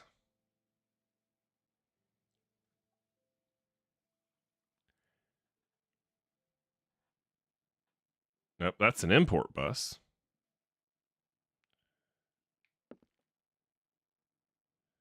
Nope, that's an export bus. There we go. Okay. So why is this reactor not running then? Should be running. Yeah, something's going on the server this morning. Squirrel, what are you doing?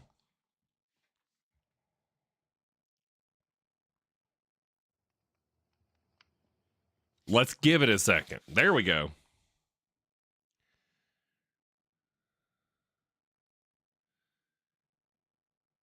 Is this thing on? Am I live? Is it even showing what I'm doing? Yeah. Okay.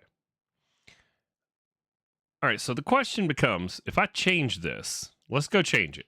Even though server's acting real weird right now. Although that looks like it could be my internet connection. Let's see. What about a speed test?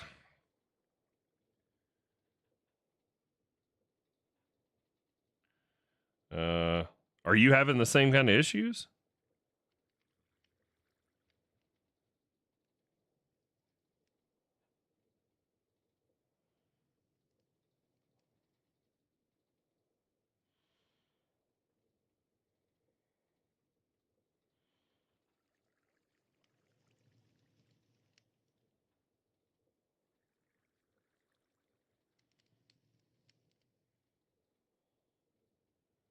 Troubleshoot, test your whole home network. Let's see what happens. Yeah, when your ping gets bad. So is mine. So it's like I've noticed when the ping gets bad, I'm having these really weird lag spikes, but it's only this morning for some reason.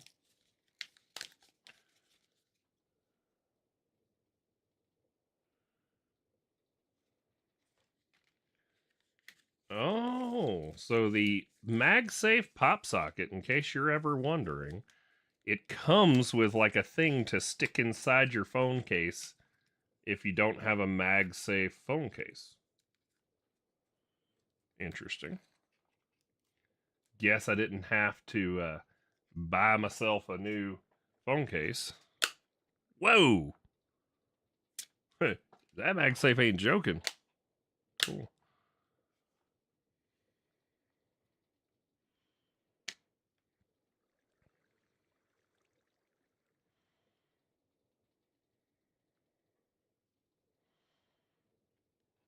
Cool. Sweet. Got myself a new phone case, y'all. With MagSafe technology. I was skeptical, but it looks like you got to pull pretty darn hard to get the magnets loose, so we'll see.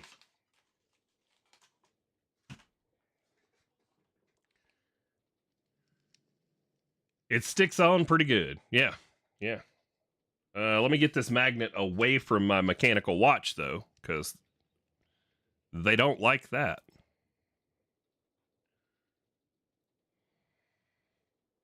It, like, literally stopped the watch. Oh, now it's a few minutes behind. 9. Nope. It's pretty close to on time. 9:43.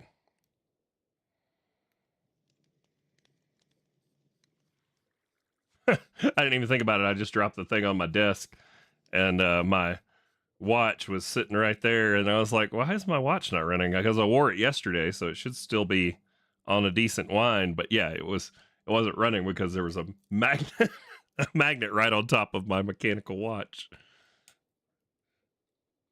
You know, that will stop it.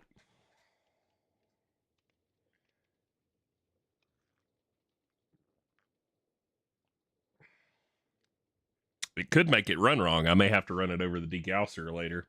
Have to go. That's in a box from where I rearranged my office.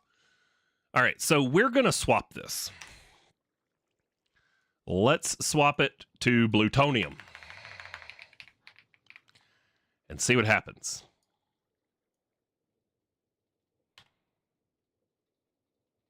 Let's just go turn it on and see, like, does it even change the...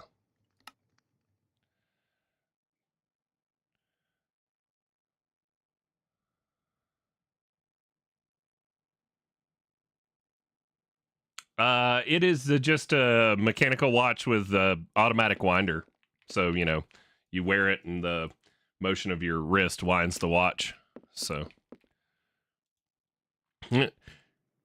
information you didn't need to know about Wooly. I like to take apart and clean and repair mechanical watches. It's a side hobby of mine. I have built my own. You would be shocked at the like quality of automatic mechanical watch you can buy for super cheap off of like Temu or anywhere. There's a bunch of factories in China, which are all, of course, like pirating the movements, right? They're all just copies of like real watch brand movements, but they make pretty good copies. Like the one that was on the desk is it's not like doesn't say Rolex on the dial or whatever, but it's made to look like a Submariner, and it keeps really good time and it looks good. I mean, I don't need to carry around, you know, a car note on my wrist, you know, to have a cool looking watch. So question becomes, I want to take this out. Let's just give me my uranium.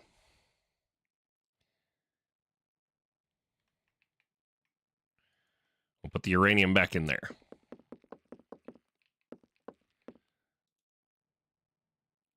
So is it going to have to burn through all of this before it starts taking in the plutonium? Is the question.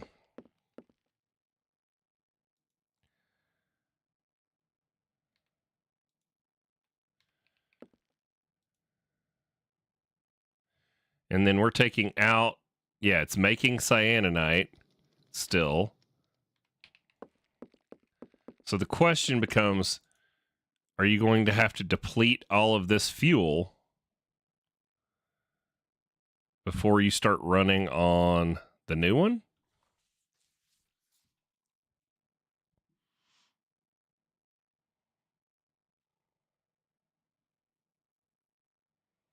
I guess we'll have to come back to that and see. And it's making like 950 KFE a tick. Because I wonder if it makes any difference, like power gen wise.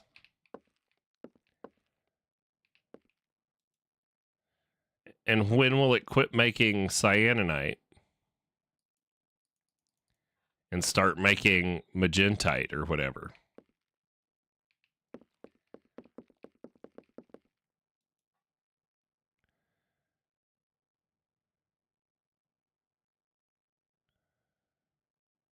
Using 1.1 millibuckets a tick. Okay. Well, we're going to we're going to leave it on, let it run, and see if it can't burn through that, see if we get any more. So let me take a screenshot of the power. F2. So we know what power it was making beforehand, and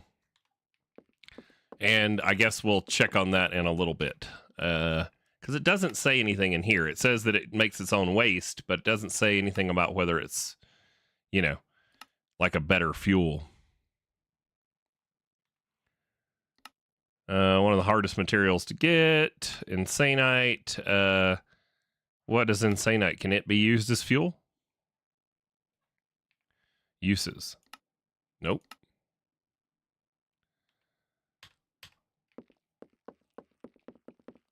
Oh, I was noticing too. You can use which way is our stuff? It is over here. You can use all kinds of mechanism stuff with extreme reactors. There's like an add-on for it. If you come in here to at extreme, we start looking, there's like mechanism ports and stuff. Housing, where did I see it? It must be an add-on then. There's a thing though for these that says like mechanism. Let's go with what? Advanced advanced. Whoa, what is that? Advanced peripherals chat box. Okay, what do you do? Interacts with in-game chat and can read and write messages. What?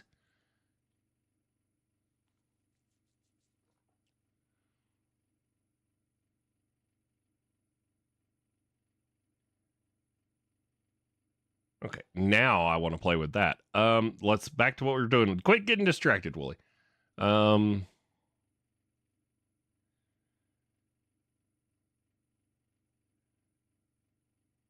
No, it's not advanced. It's reinforced is what they're called. There we go. Reinforced. And then I saw in here somewhere, said something about like mechanism fluids or something. Let's see. There we go. Reactor passive mechanism fluid port. So can we use fissile fuel in an extreme reactor with that?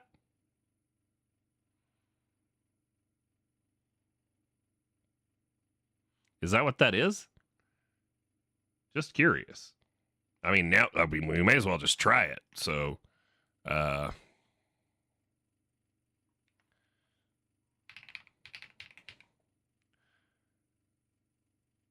reinforced mech. Let's go. Okay, so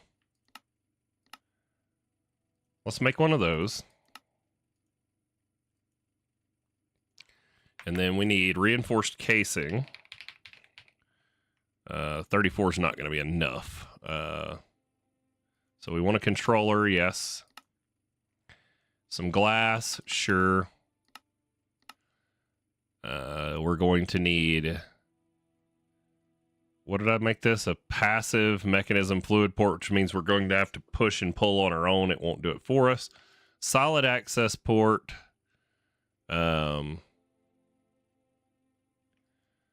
Active forge fluid port. Control rod, sure, make 10 of them. Or not those, but then reinforced reactor rods. If we made 10 of them, make 50 of those. What do we have? We need more casings, right? So 100 casings maybe. Okay, does that get us? Oh, we need a power tap, right? Active energy power tap. There we go. And yeah, that should give us enough to get a new reactor going, and I guess we'll see if we can feed fissile fuel into it. Let's make a floor up here, since this chunk is already loaded. We need brimwood. And a netherite stick.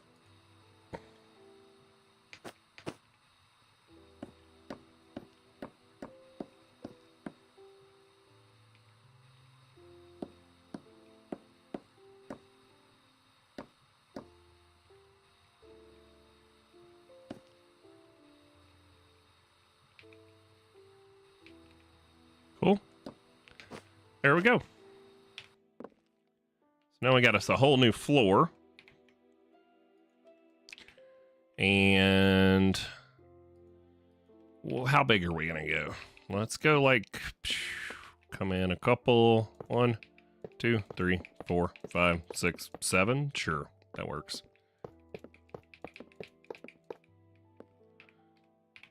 Why do we put our stick away? 3, 4, 5, 6, 7. Okay. So 2, 3, 4, 5, 6, 7.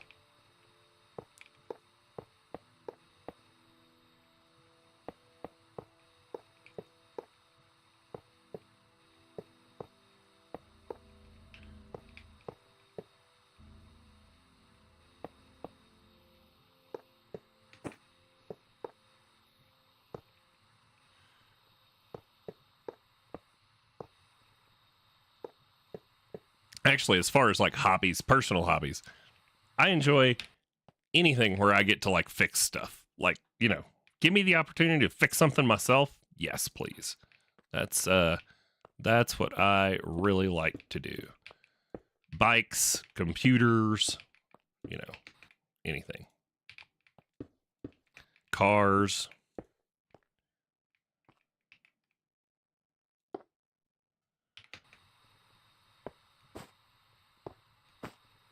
Oh, we ran out of control rod, or fuel rod.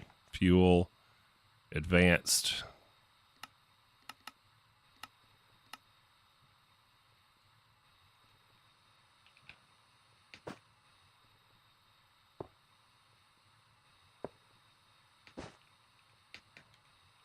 Okay, so, oh God, I glitched through the floor. Interesting. All right, so now we want to put these on there, but there's more than 10. Right?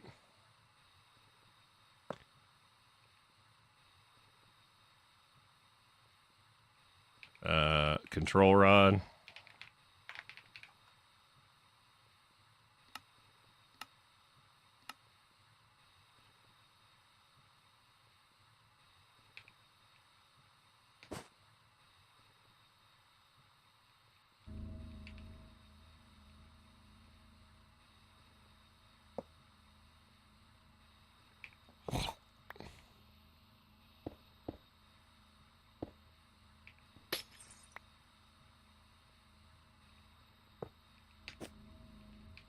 All right, what do we got? We got one more to put in there. Okay. Probably ought to fill in the ones we broke.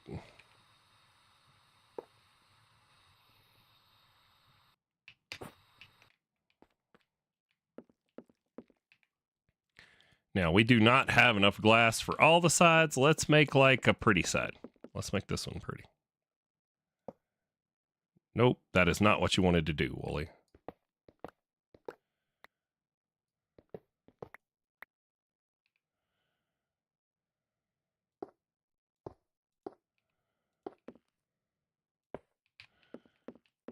You know what? Let's just do them all. Glass. Reactor glass. From Extreme Reactors. Reinforced reactor glass. Make me 100. Cool.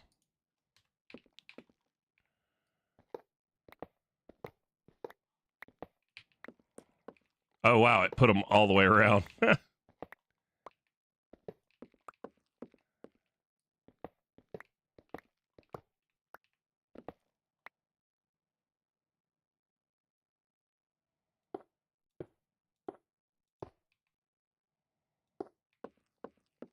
Oh, it did all the sides. Heck yeah. All right.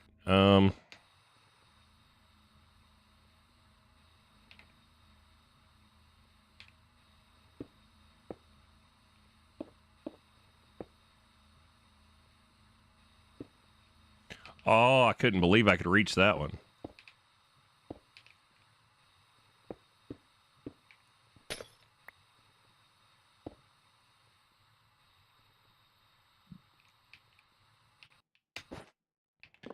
All right, now we need all of our other stuff. We need a power. We need this mechanism when we want to try. And we need our controller. So, controller probably will complete it. Yep, there we go. And then we need, let's do like right here all together. We'll do the active forge fluid port. Where's our mechanism one? Mech. Reinforced mech. Swear we made one of these. Didn't we?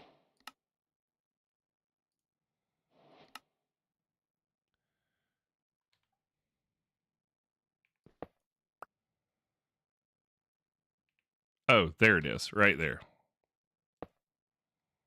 Mechanism, fluid port. Okay. And then a active forge fluid port because we might be getting nuclear waste out of here. Or do we need two of the mechanism ones? Maybe we need two of the mechanism ones.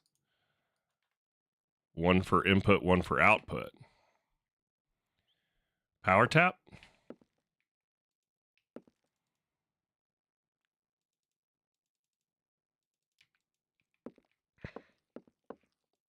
I mean, it shows a completed one.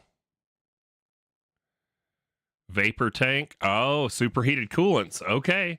So now... Oh, crap. I didn't think about channels. I'm going to need channels up here. I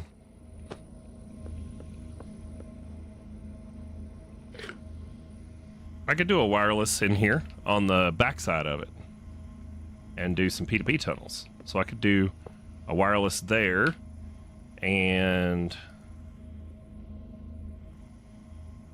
bound to that.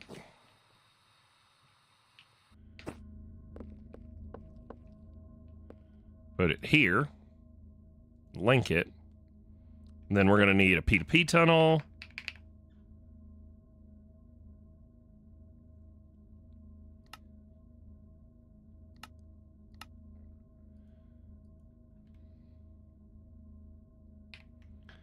Put that away.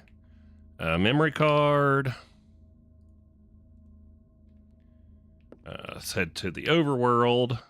We're going to have to put a new P2P. Oh, wow. Yeah, that's ping lag.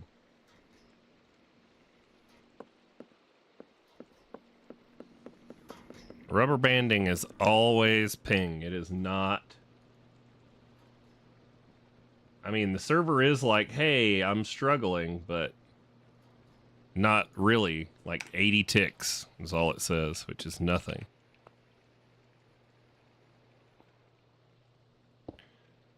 Okay. Smart cable.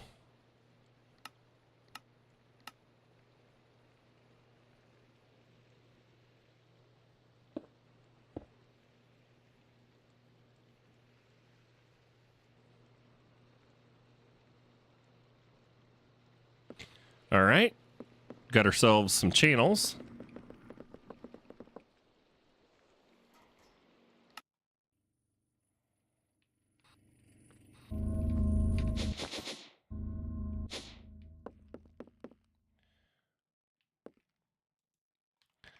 So we'll come off of there.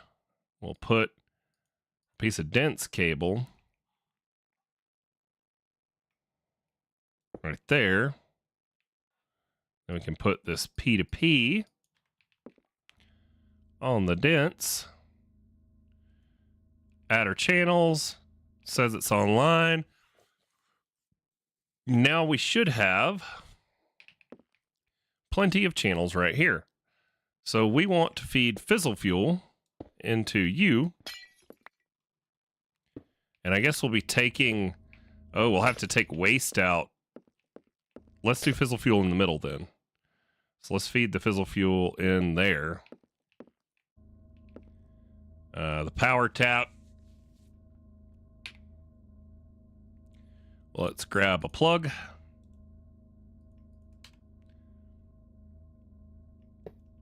Put it on power gen.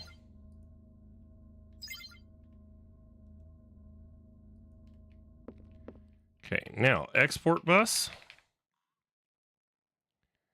Extended export bus because of the faster transfer rate. Tell you to export fizzle fuel. Oh, we're going to need water. We're going to need a coolant in here too.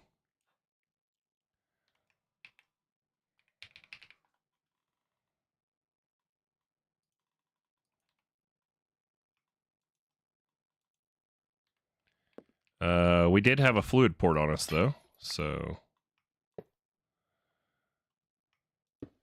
another export bus. How much sodium do we have? Oh, we could do sodium in this one. But I don't have anywhere to put the superheated sodium right now.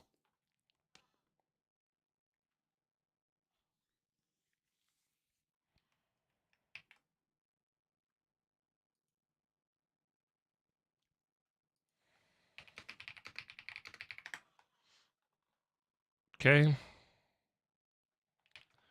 So we'll just go with water, but we need the export bus. Export. Okay.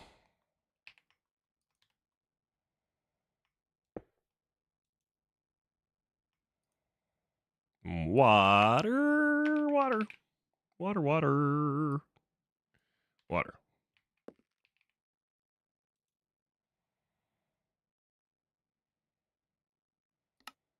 Inlet.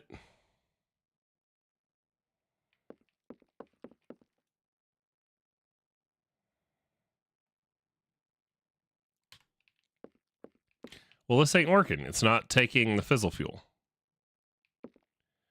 Do we need a wrench to, like, tell it something different?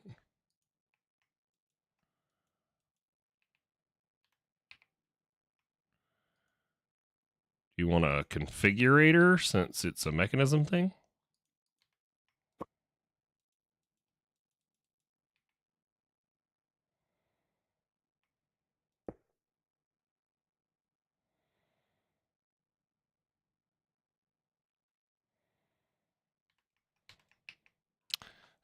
What about a fluid injector port?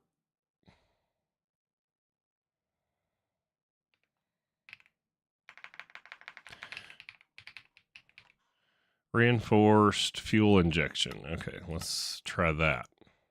Will it take fizzle fuel?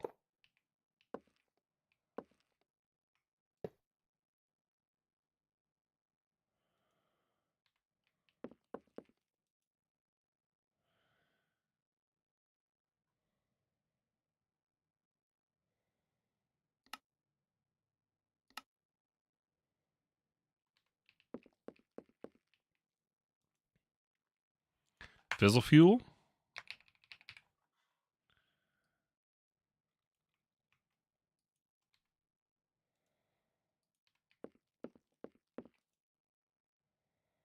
No. How do you get it to take fizzle fuel then? Like, if it's got a mechanism thing, do it work? Do it not work? What do it be doing?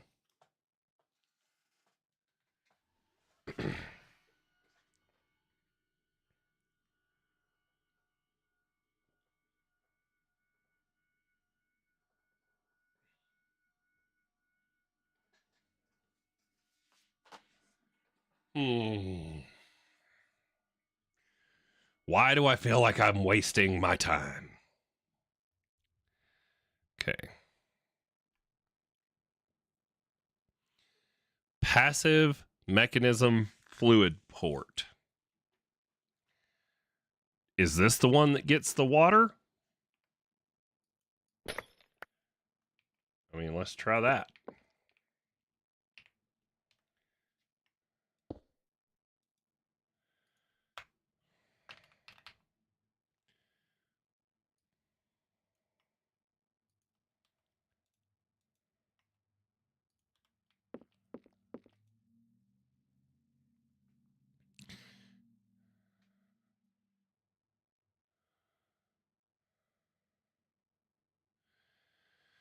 Superheated coolant must be extracted using fluid ports. Okay.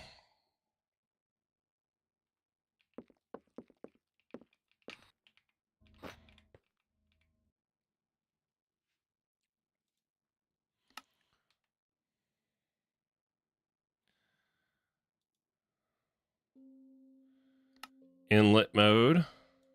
Fizzle fuel. So you're not taking fizzle fuel into the fuel injection port. Why not?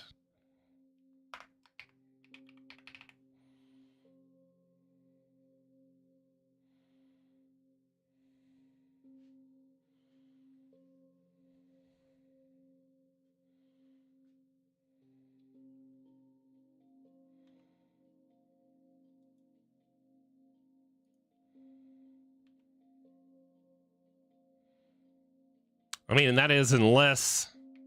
Here, let's grab a tank. Sure. Ultimate. Make me an ultimate. I'd probably need an ultimate chemical for fuel. But let's just take an ultimate tank. And we're going to just break the reactor because it ain't working.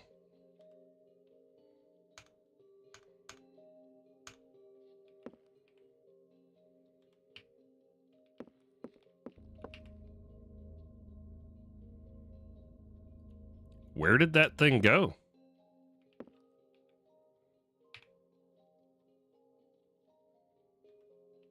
Dude, I just broke it and it vanished. Did y'all see that? Or is that server lag again?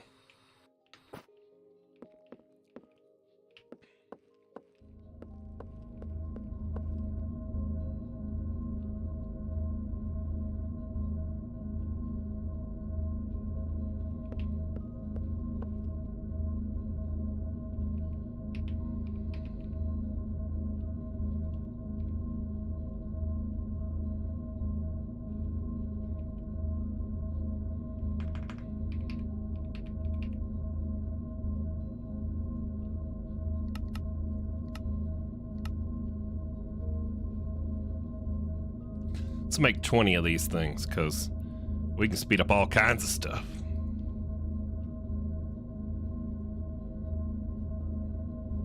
You're not an expert, but...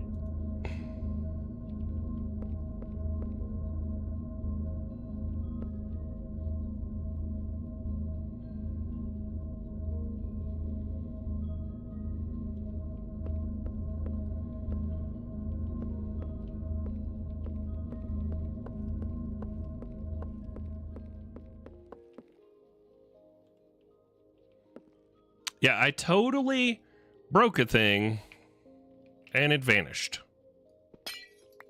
That one dropped.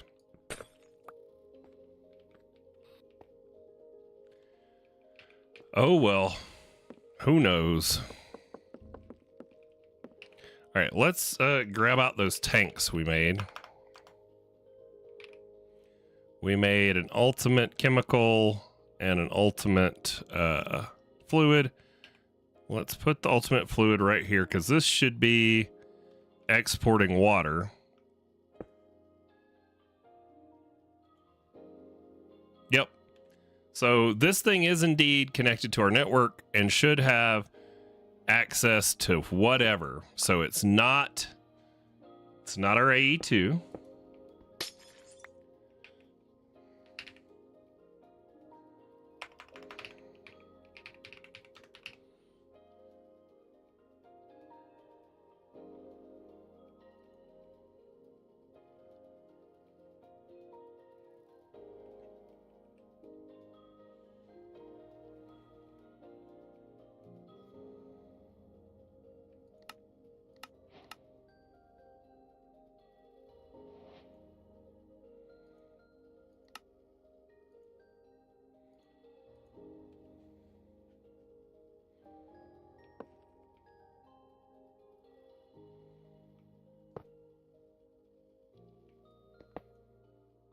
Yeah, that block just totally vanishes when you break it.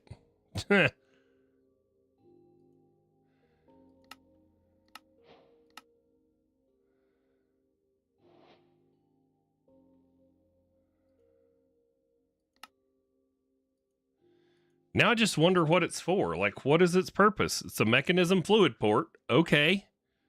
But for what?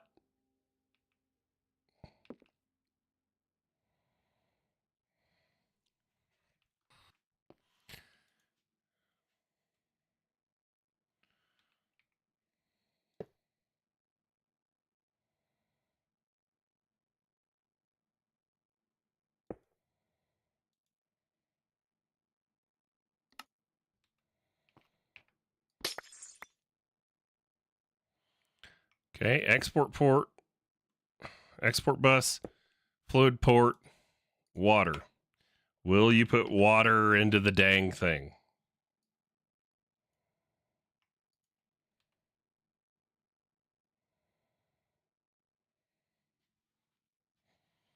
Because we told you to be an input, inlet. Okay. So take the water. Take it. You know you want to. And then what about, like, are you telling me that because you're passive, you want me to do something like this? And then export, extend.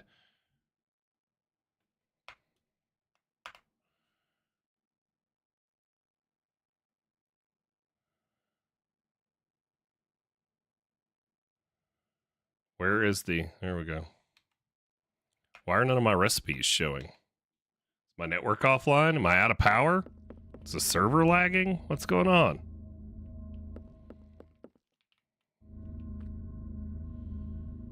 There's nothing in my wireless terminal.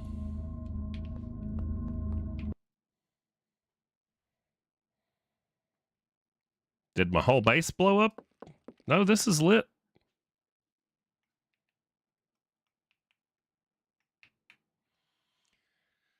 Yeah, something is not happy.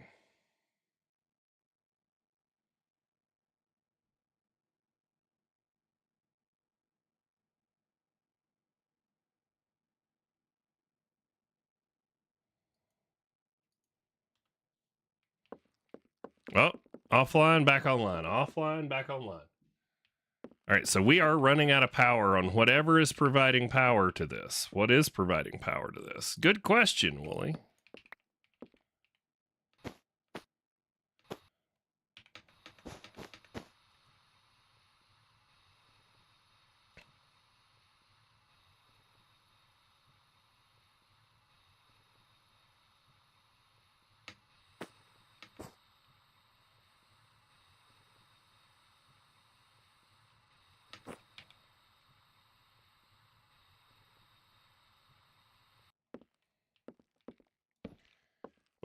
Wait. I know what I did. I know what it is. You're a dummy, Wooly. You are a dummy. Do y'all know what it is yet? Because I know what it is. Why does that look like we've got nuclear radiation in here?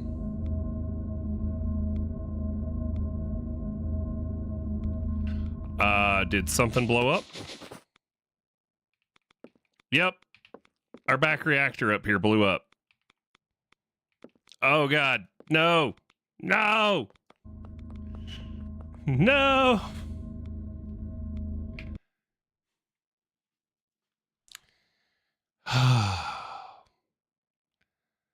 We need our radiation suit, and I know why it blew up.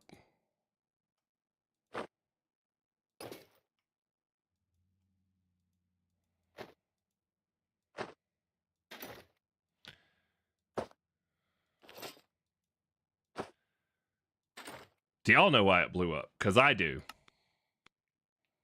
Let me see if I can turn this one off before it blows up.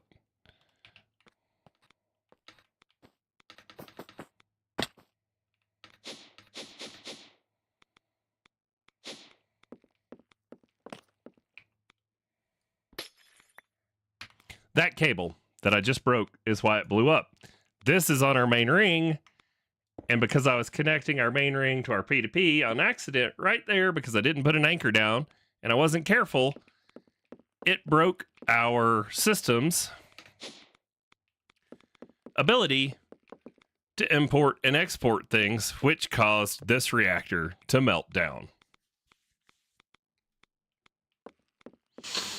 How are we on polonium? Ooh, we're almost to the polonium we need. We needed, what was it?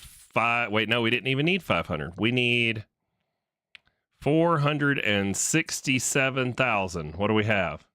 452,000. Dang, we were almost there too. Shoot. All right, well, now the network should all be back online. That should be pulling the steam out. Our radiation poison should fade.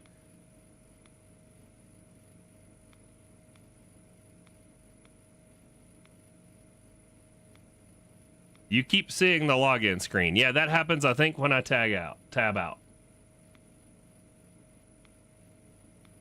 It doesn't even show that I have radiation anymore.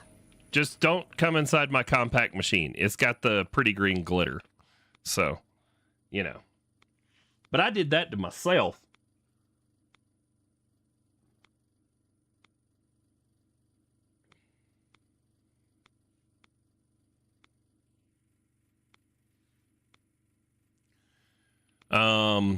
Totally did that to myself. All right, this one should be good to turn back on. I connected the two rings. That's why it did that. All right, now back to this one. Can we make you work? That's what we was working on before we broke stuff. Damn. I'm such a redneck. Export. Extended export.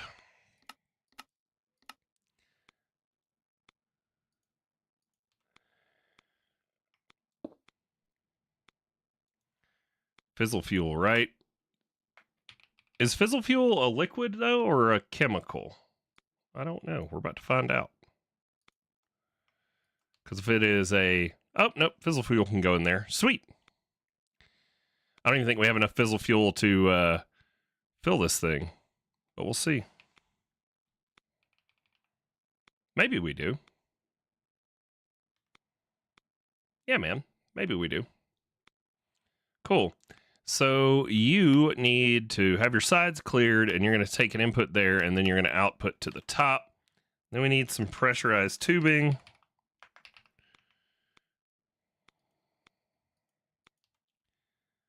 And now will you put the fizzle fuel into there? It says it needs it to be active, which means we should have to configure that.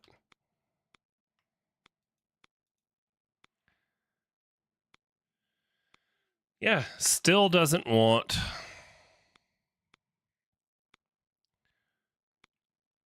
Still doesn't want that as fuel. So what is the point of the mechanism ports?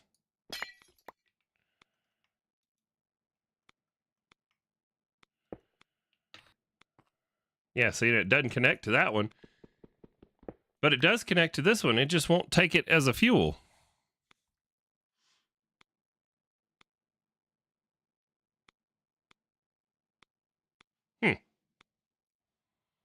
Yeah, I don't know.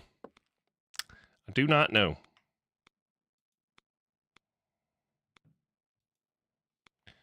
Normal connection, and then we're going to tell you that you can be an input and an output. And then if we take this, we get an import bus. We're going to have to fix that other reactor. Extended import.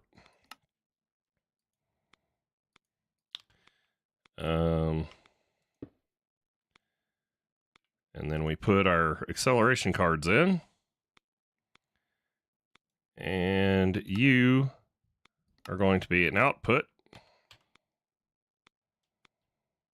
We'll let it drain all our fizzle fuel back into the system. Yeah, I have no idea what these mechanism fluid ports are for. Because, I mean, I guess technically since fizzle fuel is a chemical, the mechanism fluid port wouldn't work for it anyways. But it won't connect to the reactor injection port either. So I guess I have no idea why they would have that other than to make steam, maybe? But that just really doesn't make sense. I'm confused.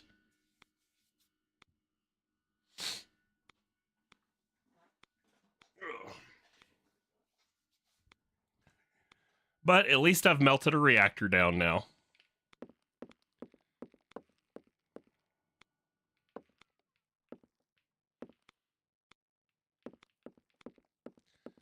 Boy, look at it. It is glittering in here. All right, what do we need? Reactor glass.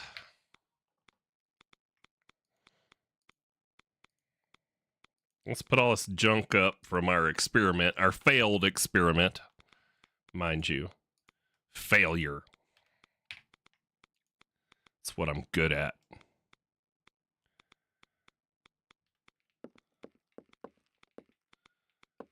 All right. Ooh, we've got some fission reactor casings. So we'll put that there.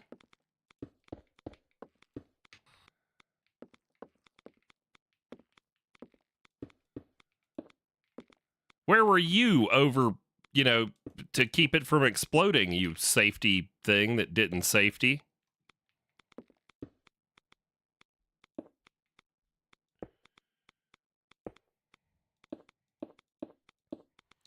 Not even going to hook you back up. You were useless. We need a fission reactor port, right? We need a port. Okay.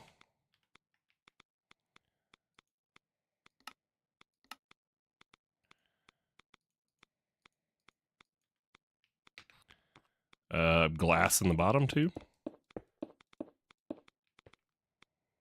Reactor port.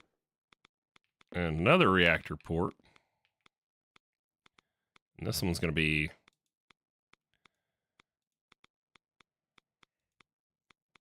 output waste, output coolant.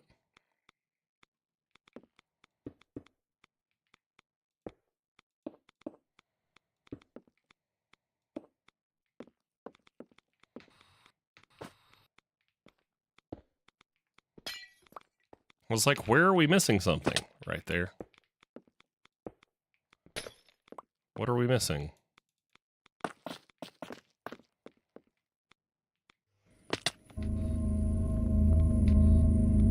Oh, we're missing like the rods and everything in the middle, dummy.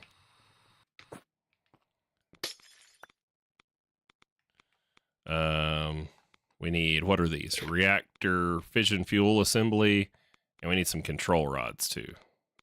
Control rod assembly. So this is a 5x5, so what, 15? Let's make 15. It's probably too many. 15 control times 5.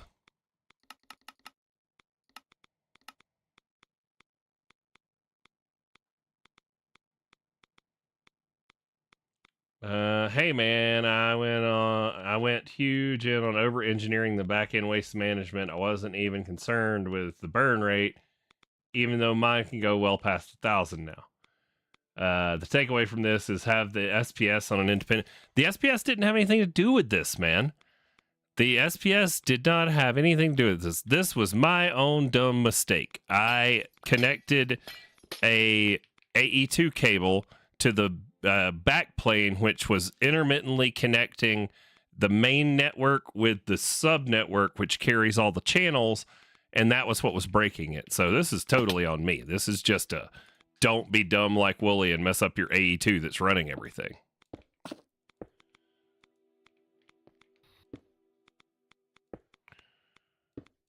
Yep, we only needed 10 of these, not 15.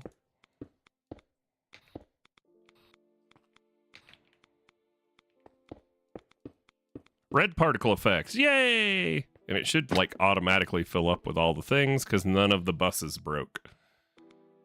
So, and these were all already extended and have their acceleration cards. So it should fill up pretty quick.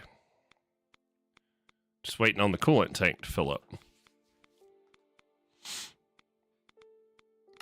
And we're going to set that burn rate right back to... Oh, it stayed set at 3. It remembered. Nice. No, it wasn't cycling from power loss. It was cycling because where I was playing around right here, this is grabbing channels from my main network down here. And when I put the cable in to try and test this little chemical thing, I didn't put an anchor there. So this cable, which was on this side of my P2P tunnel, was connecting through to my back network, and it was causing the system to blink because I had the 2 rings connected. And that prevented the reactor from being able to get rid of, I guess it's steam probably, was what it was having trouble getting rid of, and it blew up. So now we're not even going to have a safety circuit because that didn't even matter. Oh, wow, we're at 61% damage. Let's hope the damage doesn't climb while we're playing around. Or did it blow up because it ran out of coolant? No, now the coolant's climbing.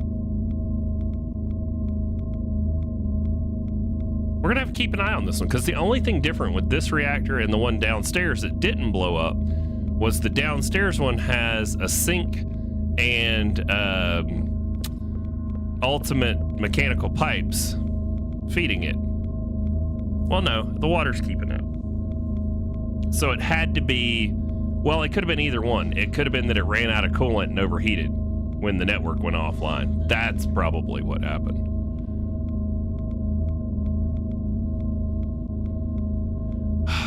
All right. You've talked me into it. Eternal water block. Okay. So we're going to need a weather container rain. So let's make a weather container. Okay, there's a weather container. Now, how do I make it rain? With water buckets and a sunshine one. And a sunshine one is not craftable. I can't craft it. No. Okay. Well, I think this is safe to run. We should be like creeping up on. Oh yeah, we're almost there. 11,000 more polonium to get our first antimatter pellet. All right, let's go get a. Because see, this one's got a sink. And that, and it has been staying full with no issues. I keep taking damage from the radiation. That's hilarious.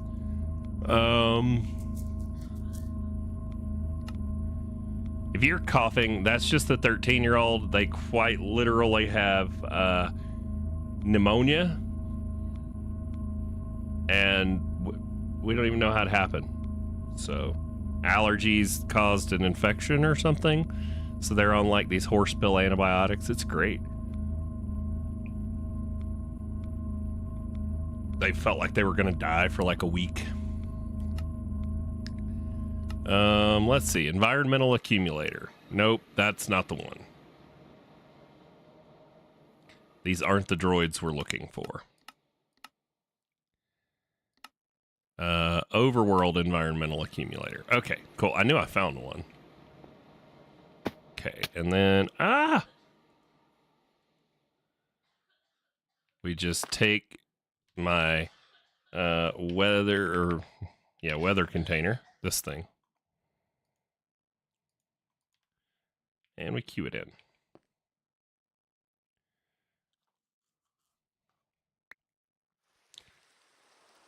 Haha, now it made it rain and I can capture a rain one when it's done recharging. I wonder if I can time that. Can we? Nice.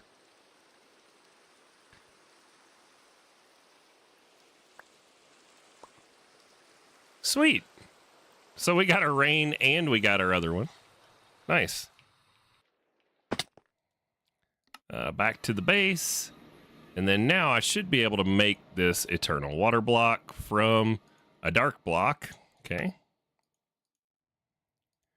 And, oh, it makes 4 of them. Heck yeah. We'll toss that sunshine in our storage for later.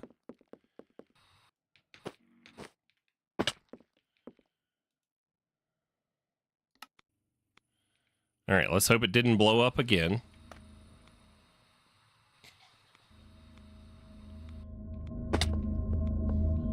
All right, so you're saying that I can remove my one that's pumping water in up here.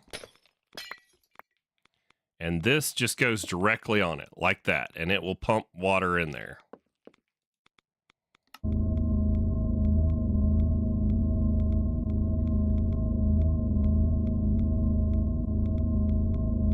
Okay.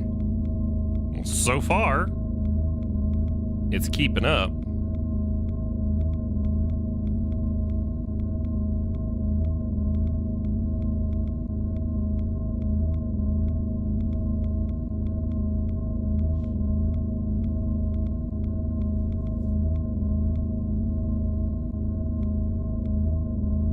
All right. Huh. Did I just see this drip like it's... Yep. That's funny. Okay. So there's that. That should be enough polonium for our antimatter pellet. Let's go swap this one. I mean, although this one probably would never have the problem.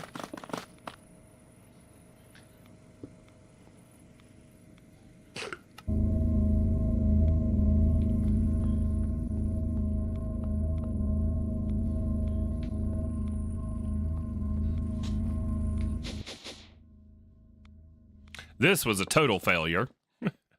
I guess we could use it just as a regular other one. I can swap some ports out and feed it something else. Let's go check our big reactor and see if our power gen changed, because it's got to have burned through all of the uranium by now. Nope. It has not burnt through all of it.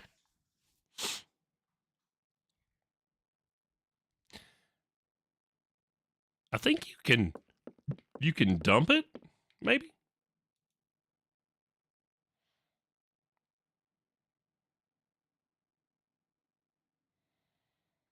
All right, so if I took that out of there and I told it to eject.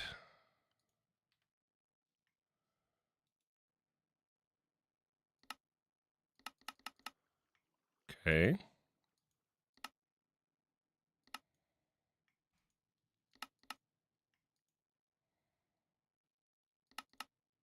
That's a slick way to get the yellorium.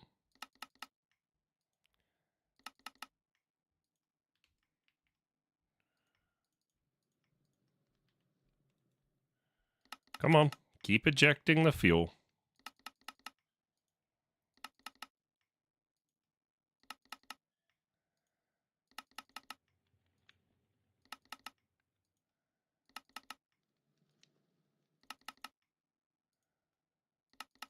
All right, we got it all.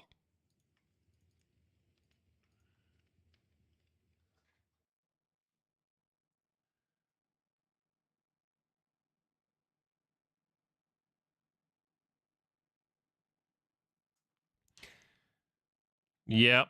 I remember you talking about that with yours. Let's put that up, I don't even know where those memory cards go, so I'm just going to throw them in storage. Reactor glass, that can go away. Sink can go away. Mechanical pipe can go away. Item frame, extra control rods, extended export buses, acceleration cards, observer. We're going to hang on to those for now. Let's put this stuff back in the backpack. These two go in our tool belt.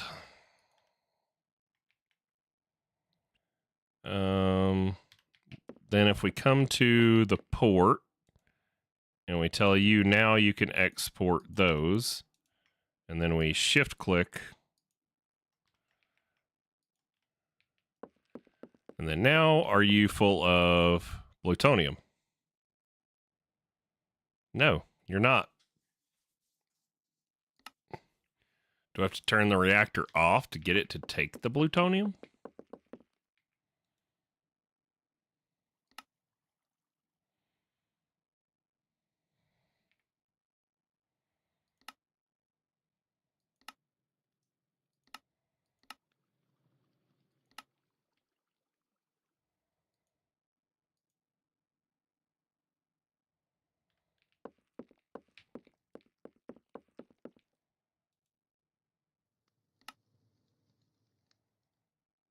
Yeah, it's not taking the plutonium. Interesting.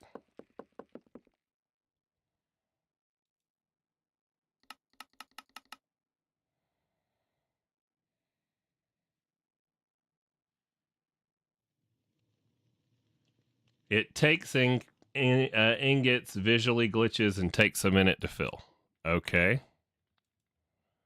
Well, hurry up.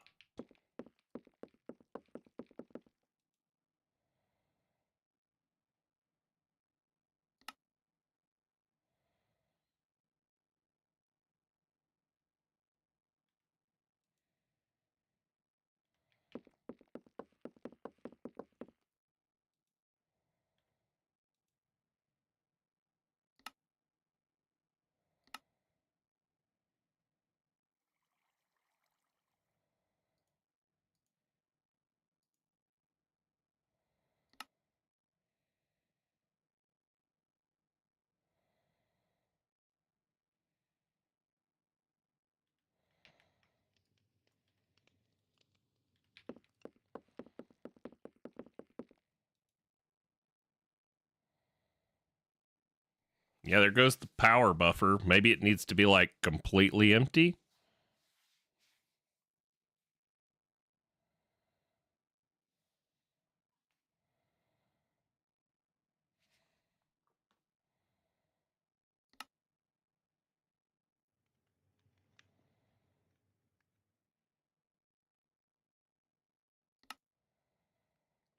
There we go. I had to hit void all reactants.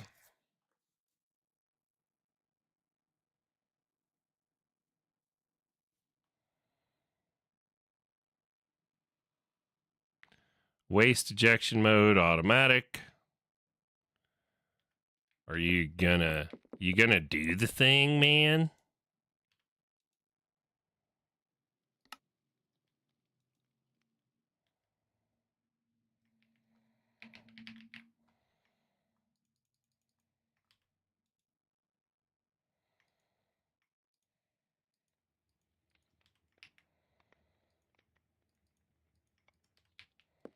There we go. I bet it's full now. Sweet.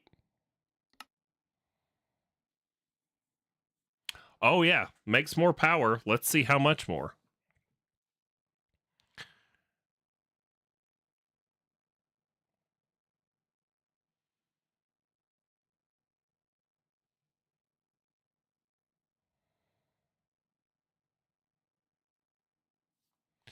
Hey. We want you to just stay on. Ignore the little setting over there. I want to know how much you can make. So 1.3 MFE versus, what was it, 900 something? Let's go take a look. 954 to 1.3. So 954 KFE before, and now it'll make up to 1.3, 1.31 MFE a tick. So you do get more power out of your reactor just by changing your fuel. Sweet. So set from signal, save. Active while below, save. There we go. So now it'll start power cycling, save our plutonium, but this will definitely help make us more power. And we should be getting whatever the magentite or whatever in much larger quantities now. Yeah, magentite.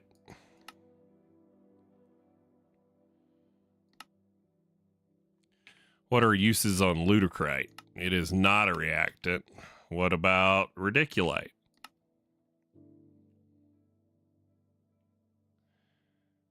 Magentite can be used as a reactant. Interesting. Okay. Sounds good to me. Fluid reactants.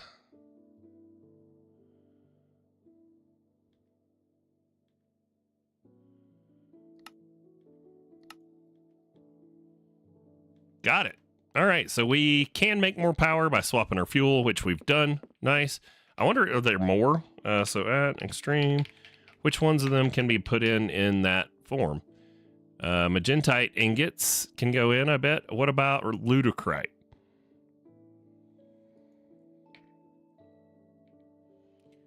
Does not show that it could be. So reprocessor into radiculite, and it can be used to make rosinite. Nope, it's not a reactant. I guess just mouse over them if they say reactant.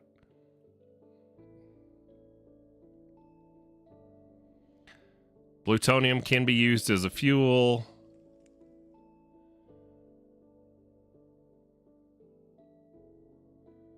Lutecrite can be used as a coil inside the turbine. Interesting. Okay. A coil, a coil, a coil. So none of those can.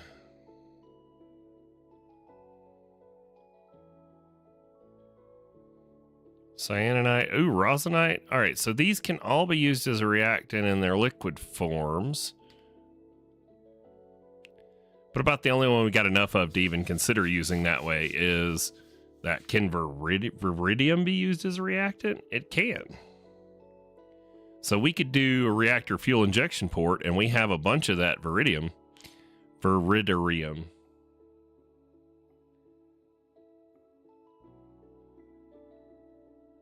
So that's the race of gas reactants, I guess. I don't know, man. I don't know.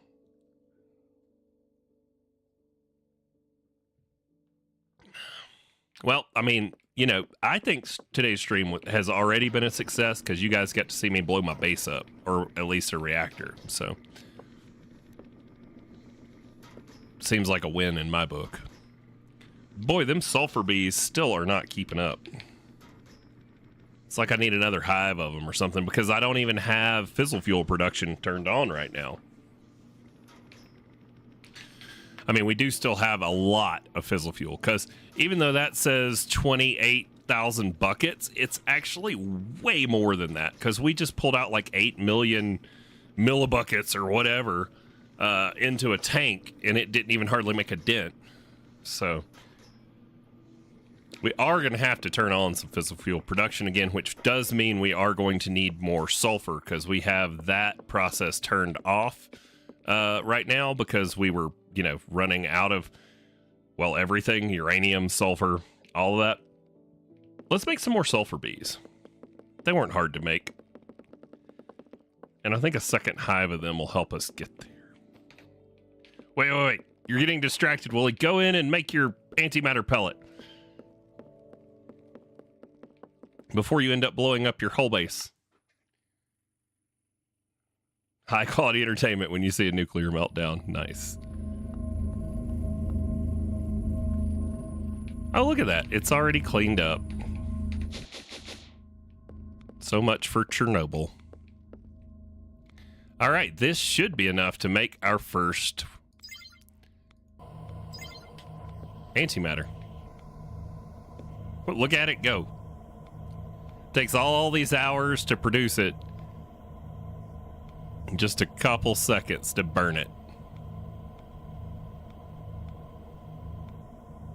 Oh, I hear it. It's working.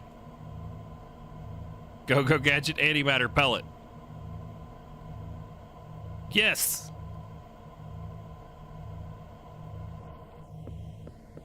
All right, and now we're going to take this back off our network to not waste a bunch of power.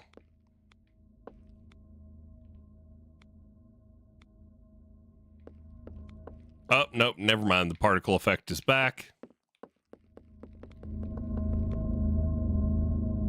But that appears to still be functioning just fine. Which means we probably could swap over to sodium and run the superheated sodium through here on at least one of those reactors, because the superheated sodium makes more stuff in the turbine, right? If I remember correctly, it's like a better fuel. You just go to Crypto Shapes where he brings the entertainment to you, sometimes just shows up at your base just to die. Superheated sodium. Let's see. Uses. Oh. We can use it in the thermoelectric boiler. So we'd have to make a boiler for that. And then that makes us steam, which we can then use in our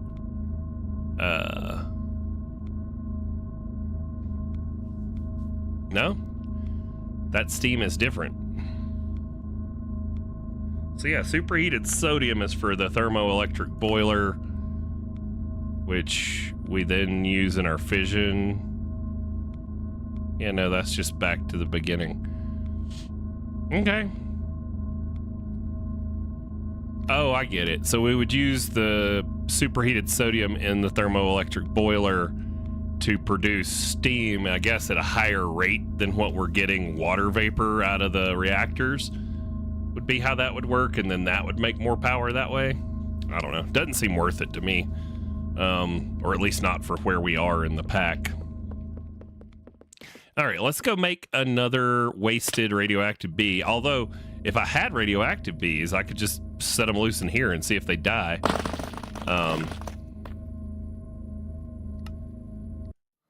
Okay. Let's see. Do we have any radioactive bees, extra ones? I think we do, actually. Yeah. Let's go set some of these loose in our compact machine and see if we can get them without having to make the polonium pellets. They may just die, but, you know, we've got 4 right there to use to make nuclear waste, which that's going to be... How do we do that? I guess we just take the comb and process it somewhere where we can input into our same line. Maybe inside our compact machine, we can process the comb in there. But let's head it into the compact machine and see if we can get another wasted bee. If not, these bees may just die.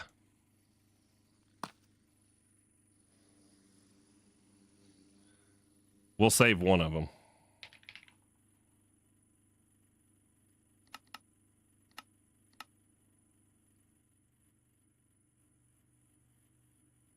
Yeah, it's a...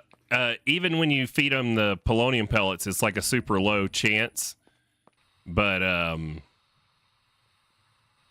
I was still getting particle effects earlier, and now that the bees are in here, the particle effect's gone.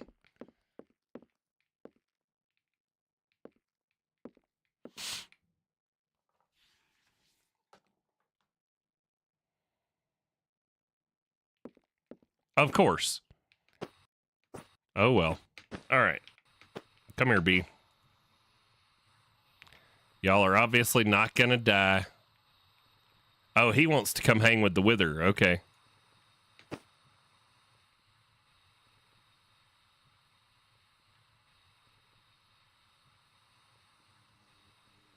All right, let's go turn our polonium back on because we need the pellets for making at least one more bee.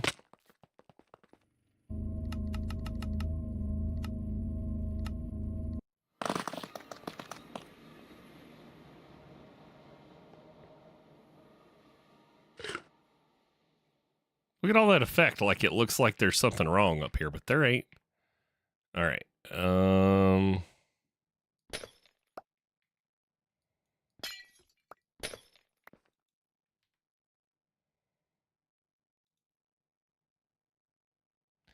What did you need? Fluorite, right? Fluorite dust or something? Fluorite. Is it fluorite or fluorite dust? Fluorite, F-L-U-O. I want to say it's the dust. You had a crafting card in here, so it's probably the dust.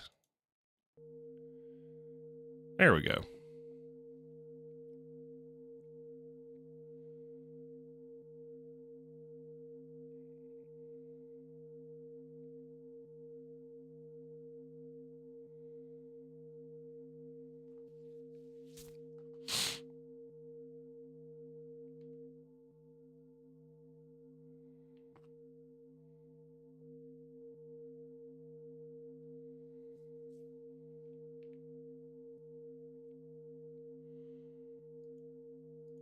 Well, I probably shouldn't have taken this chemical P2P tunnel down.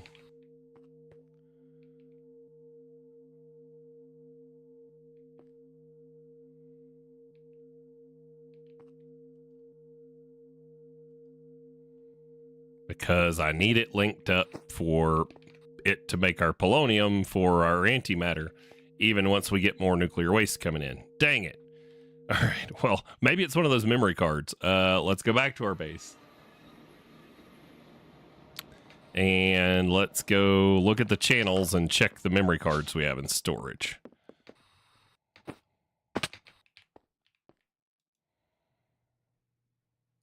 That might be where that other card came from, was when it blew up. Might have broke the item frame or something.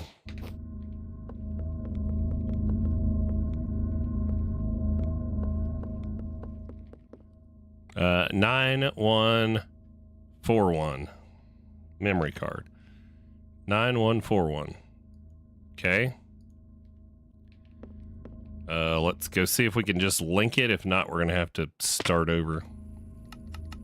Why am I taking fall damage again? Oh, my boots are off.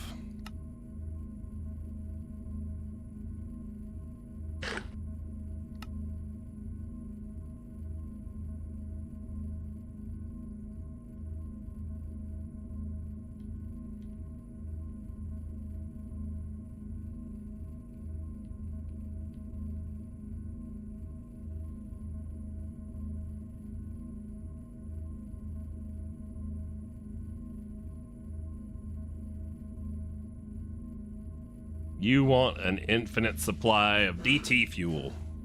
That's one of my most watched videos, by the way, on my FTB Skies Expert series, is making DT fuel. It, to this day, still gets, I don't know, it's a trivial number of views for like bigger channels, but for me, it's like it gets 60 to 70 views a month, and they're watching like 3 minutes of that video, but whatever. What was I doing? We were headed to polonium. Okay, so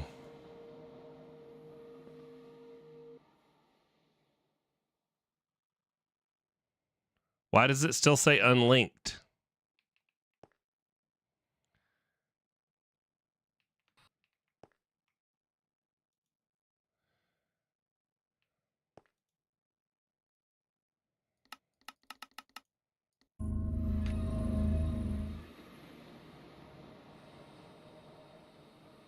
Did you get wasted, bud?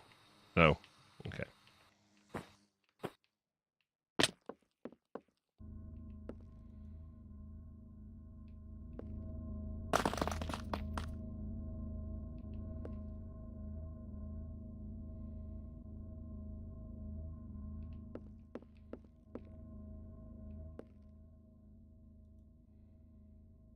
It is making some polonium for us. Nice. Okay, let's go look at our pellets and see how we're doing there. We might need to set that thing to like round robin. Looks like we can also swap back into our actual gear.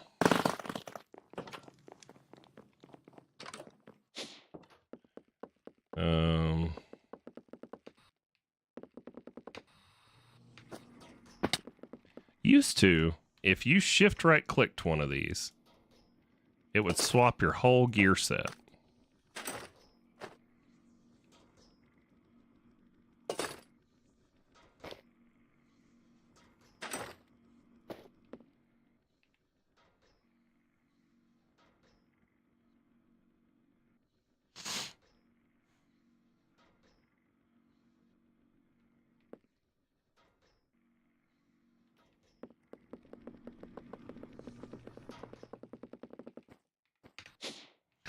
polonium pellets. Let's go up there.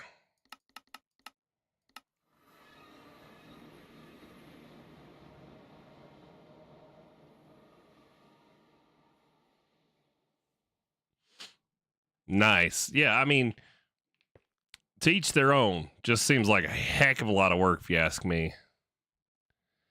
All right, so it does look like it's potentially round robining those. Does anybody know enough about that? I don't know how to set these to round robin. Configurator.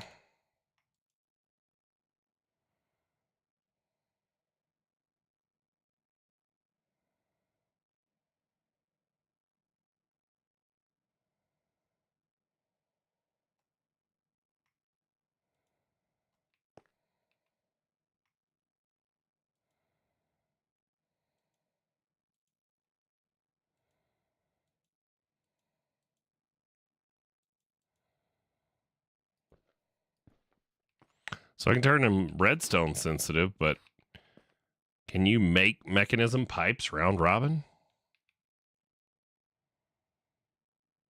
I mean, it sort of seems like it's splitting it between here and that bus. So, whatever. All right. Let's get our polonium pellets. We've got 16 of them. Let's hope that's enough to make us one more bee. Should I just fall to the ground and die? Probably not. It's probably not a good idea. Okay, now I'm not taking fall damage. All right, this one. I'm going to have to go downstairs and configure it, but let's go make another bee for sure. Did I eat all the modium carrots? No, okay.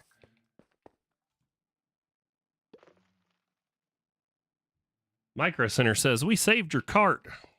They're tempting me, man. The 7800X 3D is getting so cheap because I guess they're trying to get rid of them because the 9800X 3D is out now.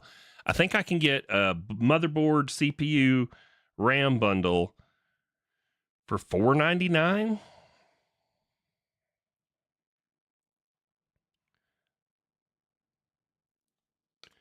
$499.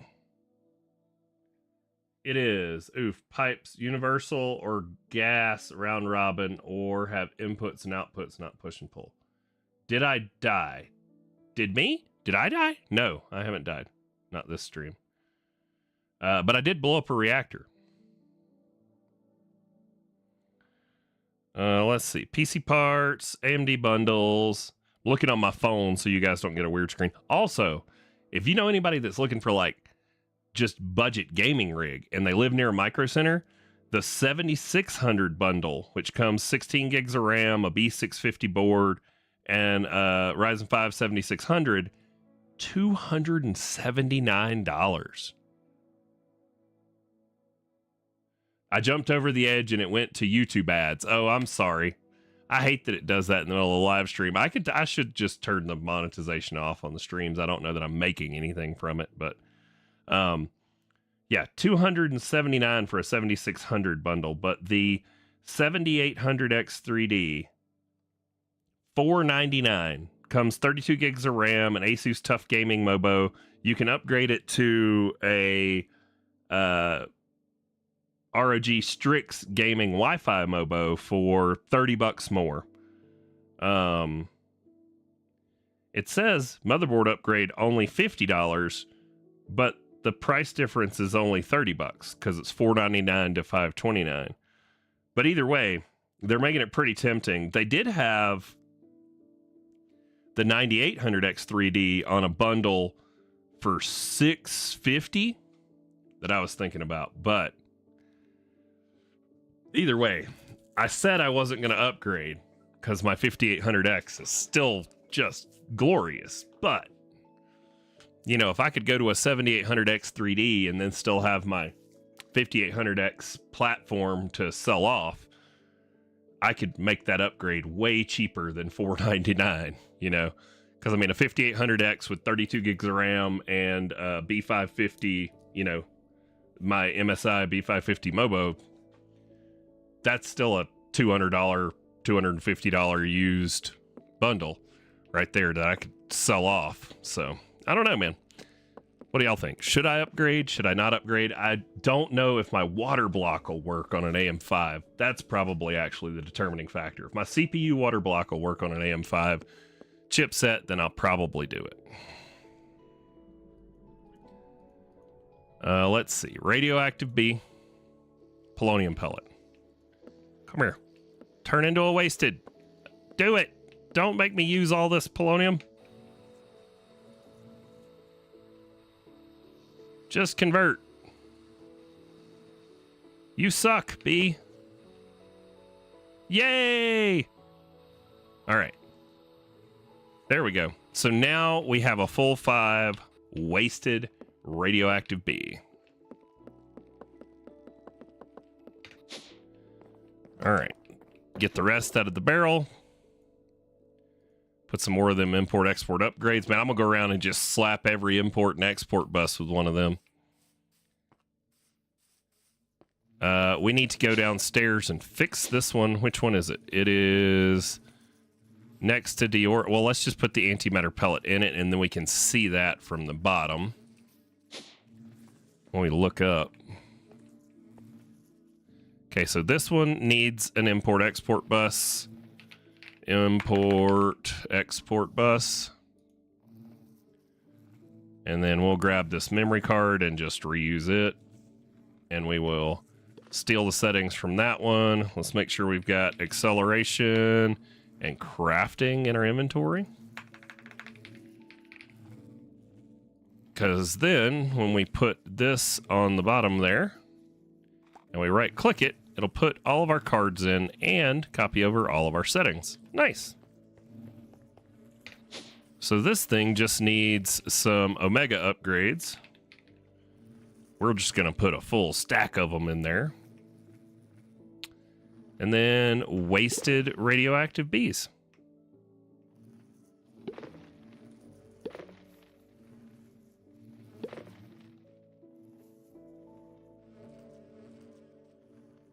So there we have it. So now they should be making, as soon as they decide to make some. Let's go look at combs. Why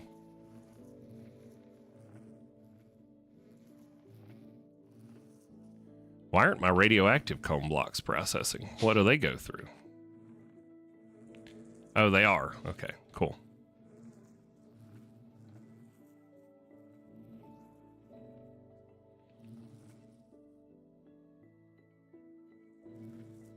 Now we're just waiting on the wasted guys to make us some combs.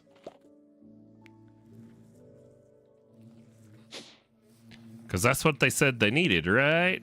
Wasted radioactive bees. There we go. Wasted radioactive comb blocks. Okie dokie. All right, let's go put the rest of these bees away. These bee cages can go in storage. Polonium pellets can go in storage.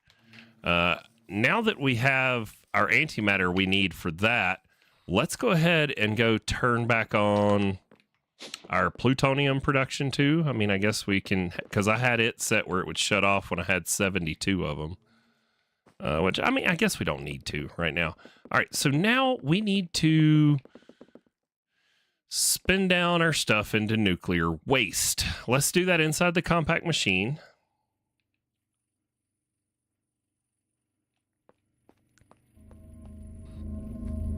Because, I mean, once we have waste coming in from the bees, we can kind of just turn this stuff off, right? Oh, we need to check channels, because I did add and remove some on this. Where are we? What do we have? 2 free channels. Okay, well, 1 should be enough for what I want to do. So what I want to do is I want to get a heated centrifuge. And the speedier upgrades. Speedier. Yep. Okay. So if we were to put it right there, we're going to need an extended import And we'll use an extended export even though it doesn't really need to be faster, but we want the faster import side because of the waste we'll be dealing with. So now, heated centrifuge. And it needs power, which we've got some power right there.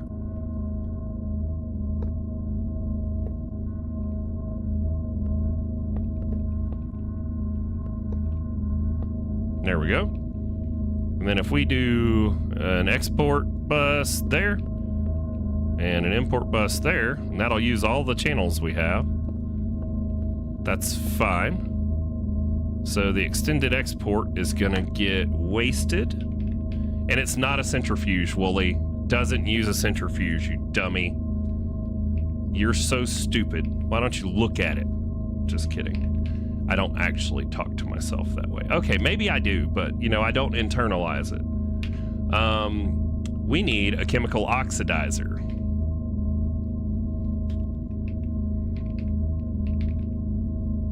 Chemical oxidizer.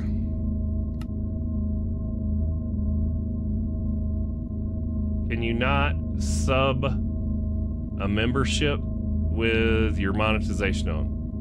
I don't have channel members turned on. Y'all, you've asked about it a couple times. I'll figure it out. I have to be able to give you something, even if it's just stupid emotes that you can use during the live stream or something. I would feel bad turning on memberships when when you don't get anything from it. Actually, we don't even need to import the stuff because it's gonna go straight into there. So if we do this, and we go to items, clear, input from the left, chemicals, output to the bottom, auto eject on. Now, if we tell you to take the wasted combs,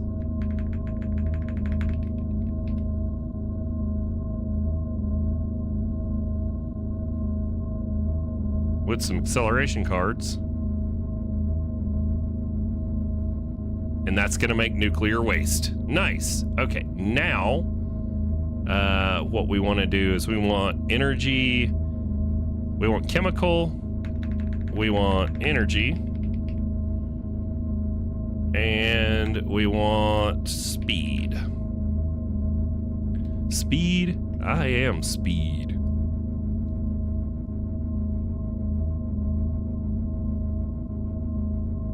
Oh, it doesn't take a chemical upgrade. Well, thanks, Squirrel. Appreciate it. You don't have to do that.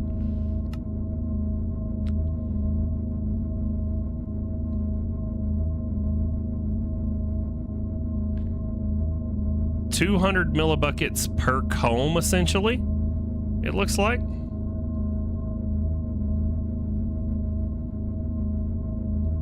Sweet. So that's going to up our plutonium or our polonium production by a lot, because now we've got more waste to be processed into polonium. Now, I was talking a second ago about how we had this unhooked, but we should hook it back up.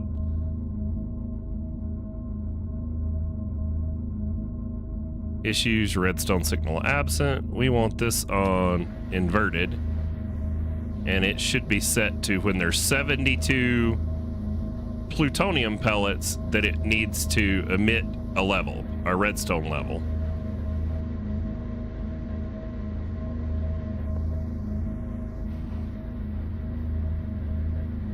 So when this gets lit up, it will shut off our centrifuge, which will stop it from taking our nuclear waste.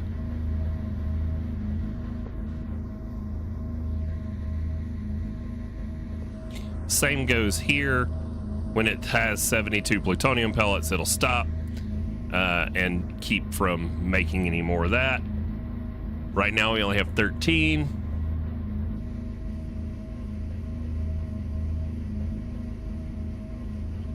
Let's make sure that it's working like it's supposed to.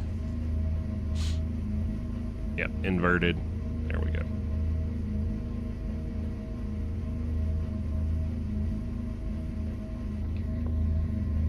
Cool. So now we're making nuclear waste with wasted bees. Let's see. Wasted. Sweet. Well, we quickly made it through all the comb blocks we had. But that's cool. That'll be a good supplement. Nice.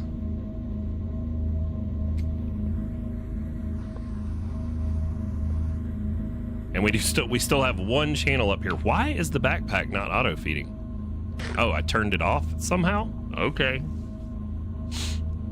Don't know how I did that. Configurator in the backpack. You go in the backpack.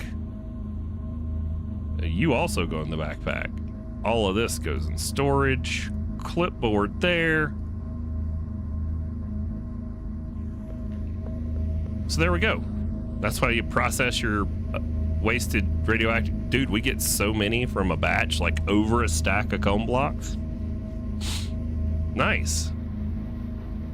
Yeah, that should really increase our polonium production. Now, it's going to seem like it's not as increased as it was because we are also using it to replenish our plutonium, which I don't know how much of it we're really going to need if we decided to make, like, I think the mecha suit and some of that stuff takes that. Let's see, plutonium. What is it used for? QIO. No, just QIO and SPS casings. So we really don't need to make any of it for anything.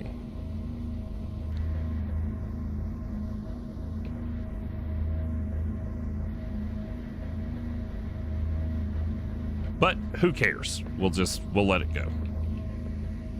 A couple more days of AFKing and it will be complete. Oh, who am I kidding? All right.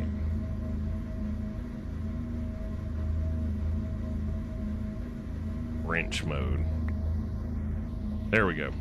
So we'll disconnect that, let it process through the waste it's got. We'll have a little bit of plutonium in storage that we'll never need, and we will dedicate all of our waste production to polonium. Sweet. And now that we've got those water blocks, even if I do something stupid, these things shouldn't run out of coolant and shouldn't melt down again. Let's go take a look at this stuff. So I feel like I shut it off. Yeah, so this is supposed to be exporting uranium, right?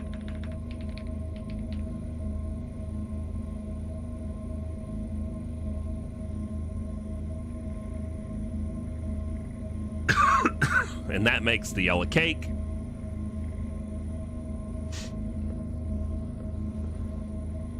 Which then gets sent somewhere else.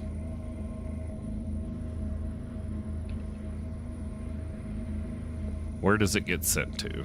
Over here somewhere. This one.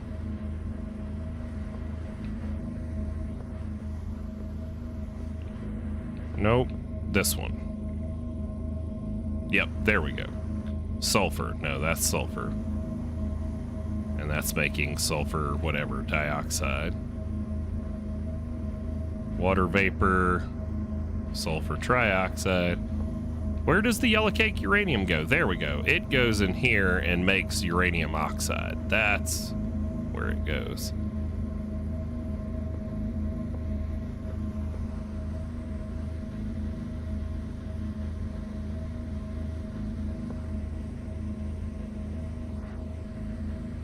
Oh, I'm depriving this of a chemical too. I'm depriving this of sulfuric acid, which is what's needed. But we can back up on all of the other stuff. This one's making sulfuric acid and fluoride makes what?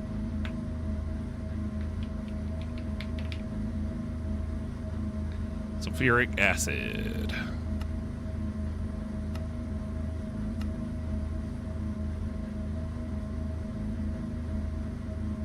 What is this thing? Chemical dissolution chamber. Sulfuric acid in the chemical dissolution chamber.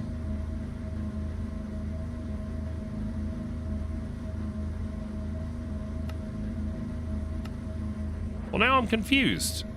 What am I even making here? Fluorite with sulfuric acid.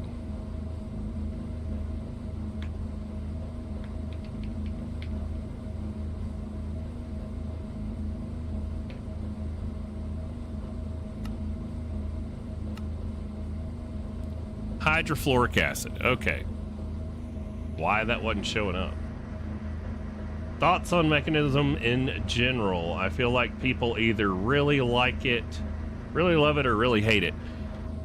I don't mind Mechanism so much. Mechanism, it's a lot, right? Like, I mean, it is a hefty pack that is not really easy for automation simply because of like the whole, you know, all the different things can only, so in cases of machines that take two, for example, I can't bring both of these chemicals in on the same face. So now you want to stack machines, you've got to have some kind of way to interact on the same face to bring things in, which there are starting to be ways to work around that.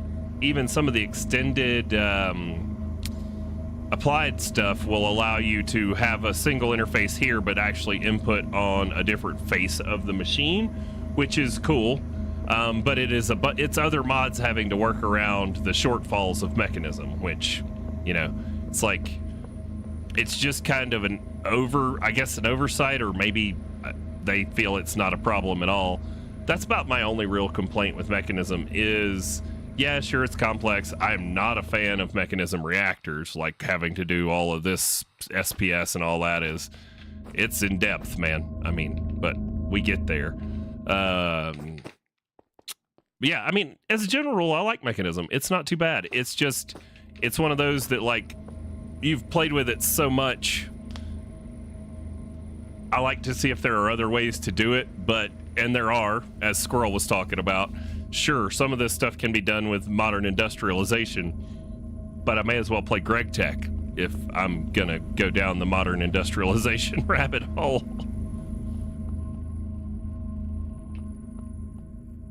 Yeah, the advanced patterns, but it's only on a pattern provider, so I can't just straight up automate something like with an import or export bus and use those same features. So give me an advanced export bus that allows me to point the things to the right faces, and sure, that'd be cool. I mean, and I don't even know if there's a way for you to solve, for Mechanism to solve it in-house. Like,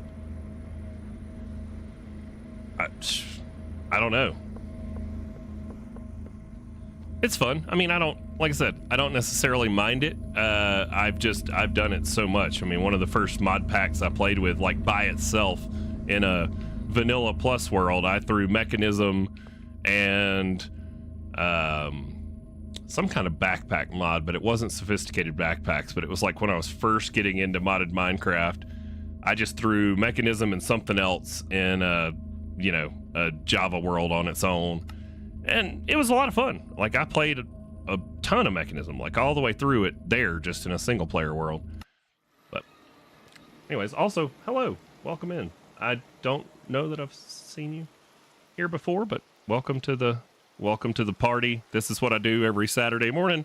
I hang out, I chat with my chat, and we play some Minecraft. I mean, right now we're all the mods 10, and we're almost done. I mean, we are waiting on antimatter pellets for our improbable probability device, and that's it. Yeah, so we've got everything else for the star done, and yeah, we will be wrapping up this, moving on to our next. Who knows what it's going to be? I really kind of think I want to do Skyblock, but not necessarily Skyblock, but a Skyblock style pack next. So maybe like a, Seopolis or Ocean Block or Stone Block. I don't know. Or maybe one that traps you in the nether and you can never sleep or something. Who knows? You crafted all the creative items today? Nice. Why does your name feel familiar? Like I've seen your videos or something, like you have a channel.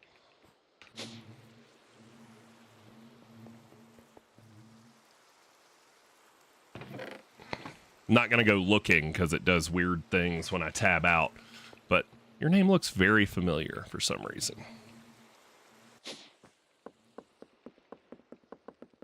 All right, what were we going to do? Nothing. We had no plans today other than to talk about changes. We were reading like patch notes, going back and look at all the stuff that like got added that I didn't use. There is something I always wanted to use. It's been on a clipboard for a while because Squirrel was talking about it in Discord. Super Factory Manager. I still want to like take a look at it, but I just don't know what practical uses. You've made a few videos. Okay. All right. I knew I recognized that name. But thanks for stopping in. Where was I? Yes, Super Factory Manager. That's something I've wanted to take a look at. So we've got time to kill. Let's go see what's in here. It's not got a lot of blocks, but is apparently like the bee's knees when it comes to automation. So I'm going to pin everything from Super Factory Manager, and we're going to see what we can figure out. Experience shards and goop. Used it for hostile neural networks. Cool. Yeah, I did hostile neural networks. Let's see. Where's mine? Over here. I just did some import export buses, and then that handles everything because you can throw your crafting cards in them, and then they pull the drops right back in. I don't have a lot of it running because I was literally like a lot of the stuff I was farming. I had so much of it I didn't need, so I just pulled the stuff out. But yeah, that's what I was using for my hostile neural network stuff. Is just it's a channel per machine basically. Which I think that's the point of Super Factory Manager, is you could have essentially done all that with one channel, or that's the way I understand it. But let's go take a look.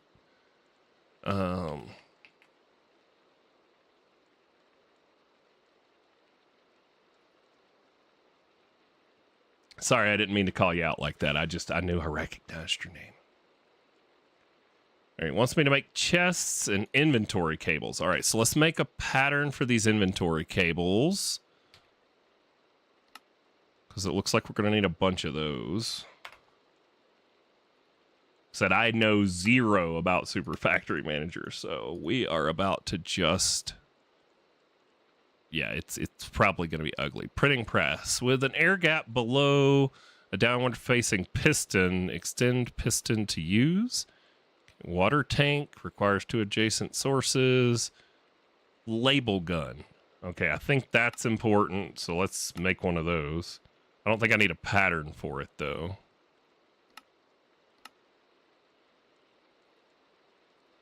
Let's just make one. So label gun, left shift to no more. Right button of Factory Manager to push labels. Right button of Factory Manager while sneaking to pull labels. Hold control to apply labels to blocks. Toggle the view. Okay, and then you might not need this. Don't forget you can press Control I on an inventory to toggle the inspector. We're gonna make one because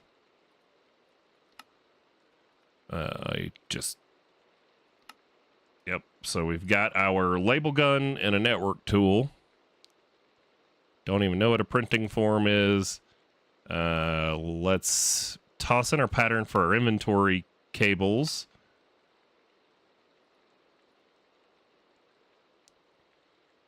And then let's make a factory manager and see what happens.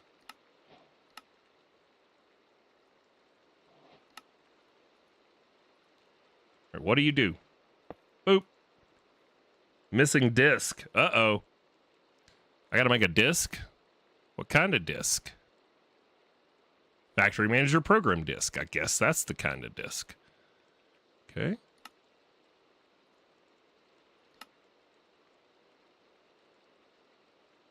You wish actual coding was as easy as Super Factory Manager. I hope it's easy, because I've always hated code. Code gives me headaches. That's why I'm just like, I'm the generic nerd. I'm the one that fixes the stuff that nobody else wants to fix. I mean, it pays the bills though, so. All right. Program disk. Rebuild cable network views.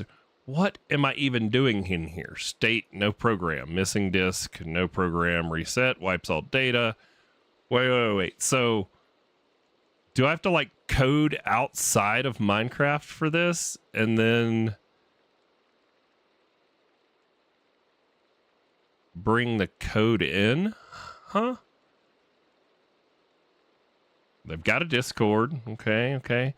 But when you play full screen, when I do this, I think it gives you guys a weird view when I tab out.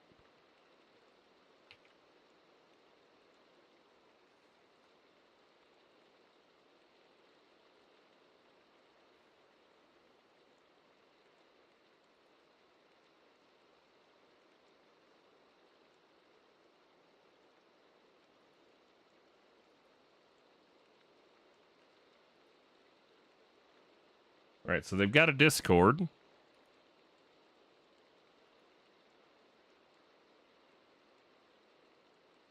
You don't have to click. Oh, click edit. Okay.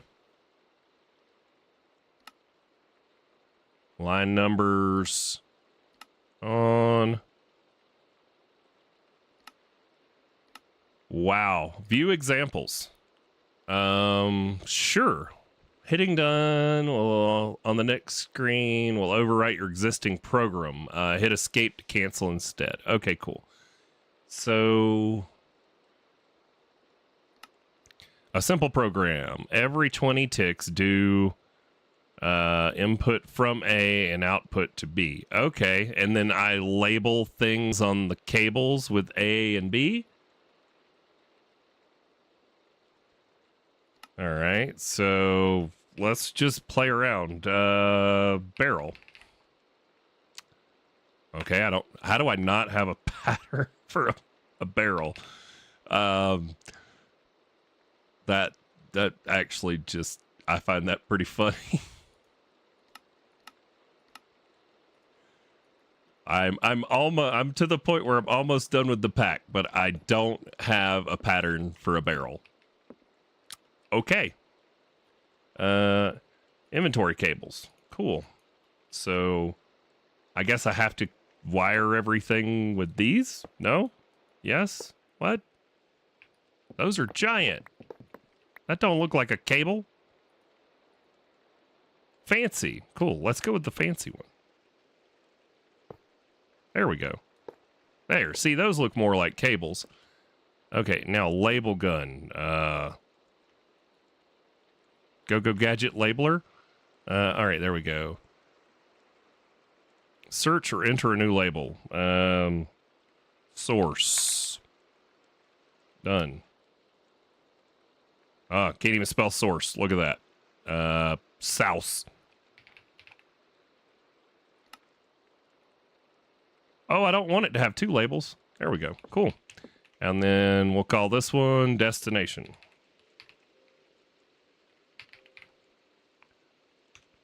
And then, bam. Okay. Shift right click manager to pull the labels. Huh? Destination. Still says destination.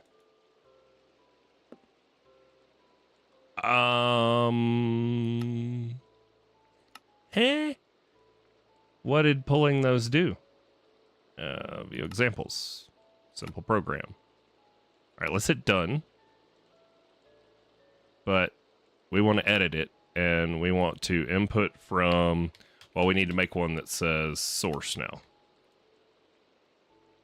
Cancel, exit without saving. Okay. So we need to redo source. Okay, and then destination. Okay. And then if we edit and we tell it to input from source and output to destination.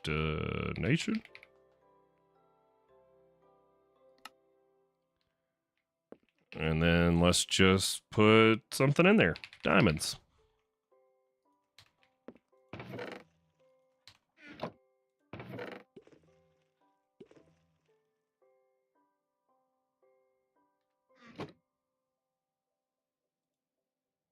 Pushed the labels to the manager.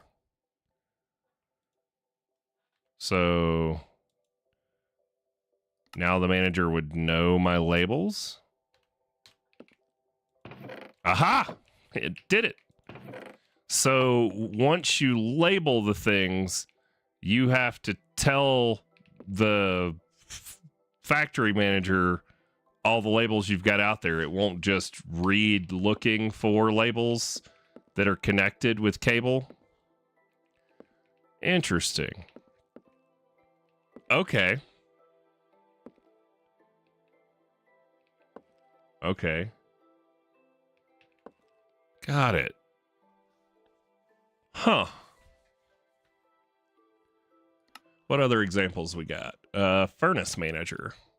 See what it wants to do. So every 20 ticks, it takes items from to be smelted, outputs 8 to each furnace on the top side.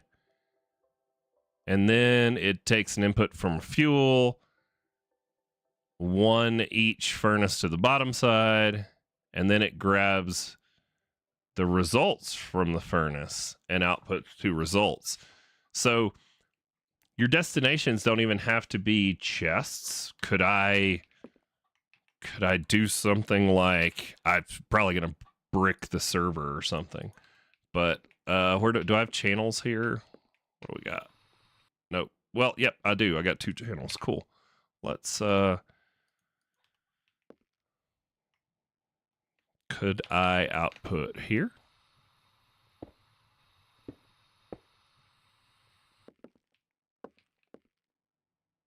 I guess it doesn't have to be that close, right? Does everything have to be connected with cable with Super Factory Manager? Like, do I have to have it totally connected all the way there? Because if so, I got to bring this like right here. And if I put the import bus there, that doesn't look connected. But I wonder. So label gun is currently set to destination. So if I were to take destination off of there, can I put it there and will it go into an import bus?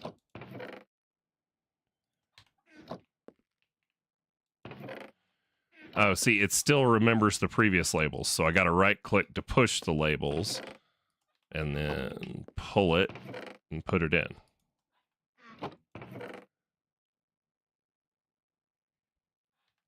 So no, it doesn't like the import bus because I guess it doesn't see that as a valid destination.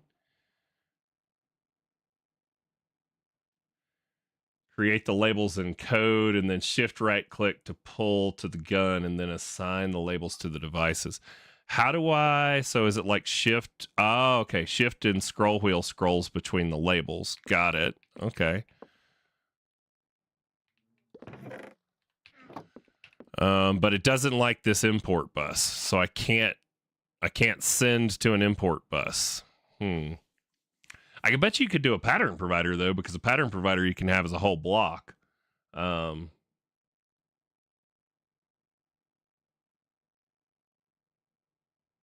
interface is fine. Oh, so I could do, you're saying I could do like an ME interface right there. And it would input into that because it's a whole block instead of like an import bus. So, okay, and it does connect to it. So then, oh, it automatically worked because this was already running. And so the label gun doesn't actually label a block or a chest or whatever. It labels a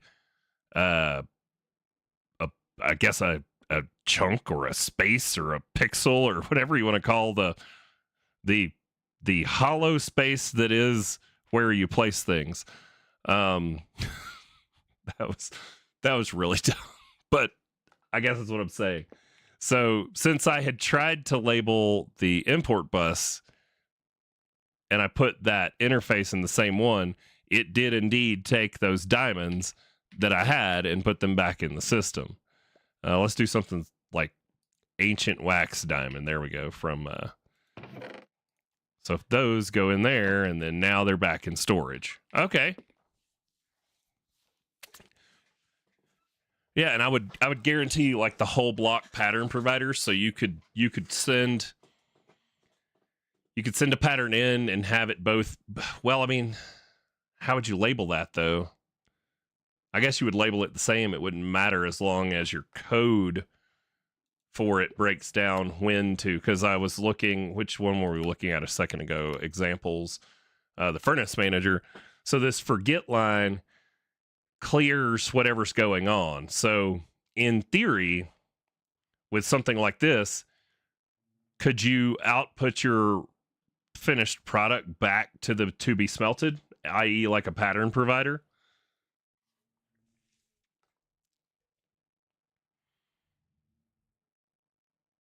And that, because if so, that could work too. Now, I thought, Squirrel, I thought you were saying you could do this wirelessly, but are you doing that with integrated dynamics?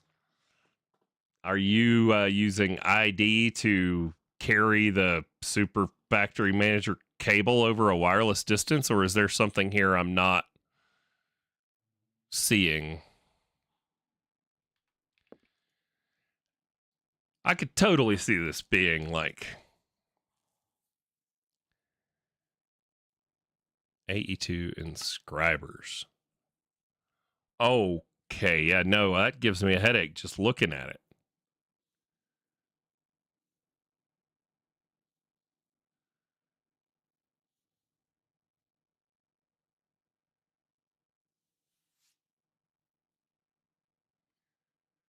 You still have your hives and centrifuges connected via Super Factory Manager cables. Okay.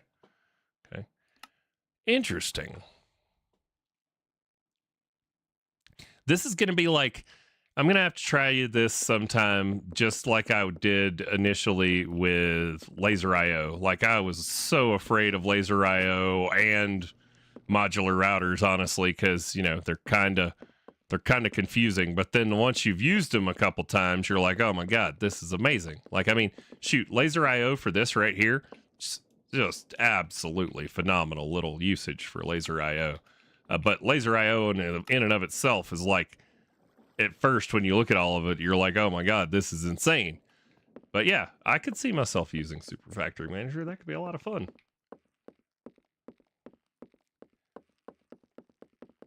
I do like how it highlights the blocks too that you've got labeled, but sweet. So we can move things around however we want. Like, I mean, I guess you could do Super Factory Manager for the same thing. I could literally have this same create setup right here with Super Factory Manager. The only difference would be there'd be cables coming all along. But I could, I mean, maybe it'd be tidier.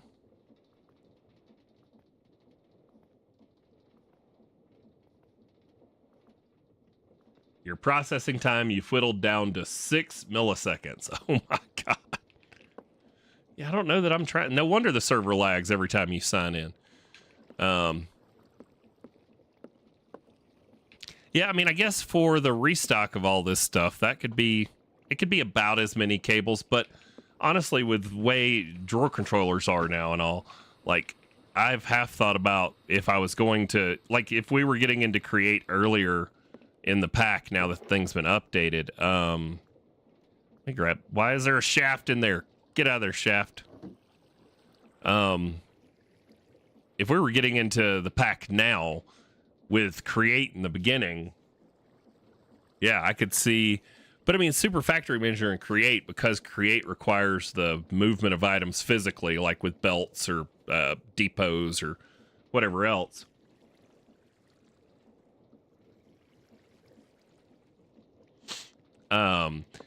Super Factory Manager and Create really wouldn't be that much different in item management and movement, because you still have to have the cable. I mean, I guess Create, because you have to have everything going the right direction, and Super Factory Manager wouldn't care. It just cares about where you want to send it and when. Huh. The wheels are turning, that's for sure. Let me put a shaft on there so it doesn't keep looping one again. So, shows cables through walls when held. Right-click a block face to view diagnostic info. Placing the offhand with a block in the main hand. And right-click a cable to... Oh, we can facade the cables for Super Factory Manager? What? Hold on. Hold the phone. All right, so network tool. And then let's get a diamond block and put it in our offhand. And if I use the network tool, what did it say? It says place an offhand with block in main hand. Oh, swap them. Okay. No way. What? Oh, it doesn't like completely facade the cable, but it makes the cable look like diamond. Nice. I mean, that was not what I was thinking when I thought facade. I was thinking like AE2 facades where it makes it look like the actual block itself. I mean, that's cool. But unlike AE2, it doesn't consume the item for the creation of the facades. So...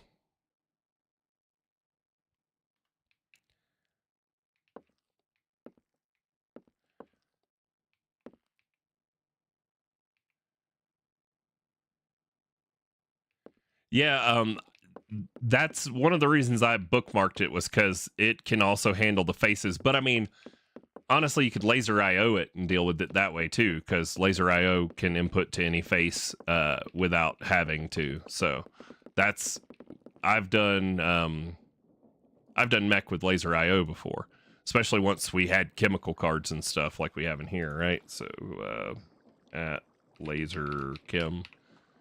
So now that we have chem cards to send chemicals and stuff and laser IO, like laser node behind each machine, and you can do everything from one single interface of the machine, because we can program all of that on the card here. You can tell it, you know, which side, north, south, east, west, and all of that jazz. So, and I like laser IO because you can actually even turn the lasers off.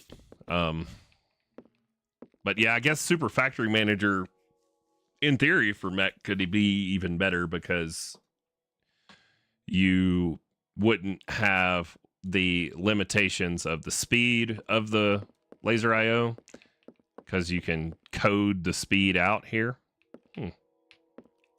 Sorry, this is like turned into a talking head here, but that's kind of all today really was. I didn't have too much planned. I wanted to look over what all had changed and been added that we hadn't necessarily seen. Man, if I had it to do over, I would love to play through with refined storage, because AE2 is just so... channels. Just why? Why does AE2 have to have channels? What purpose do they serve? Are they supposed to limit lag or something? Like prevent you from having lag from AE2? And if so, how does Refine do it and not make lag? You know, that's the question I want an answer to. Let's go check our polonium production, since we know all we're really waiting on is... Wait. Hover... Somehow I turned my jetpack off.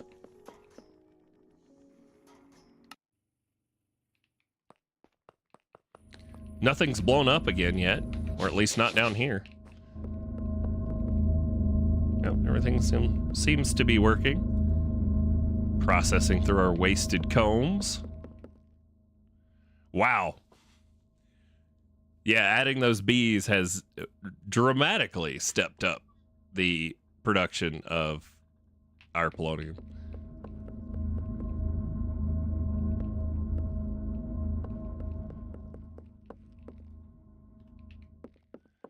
Okay.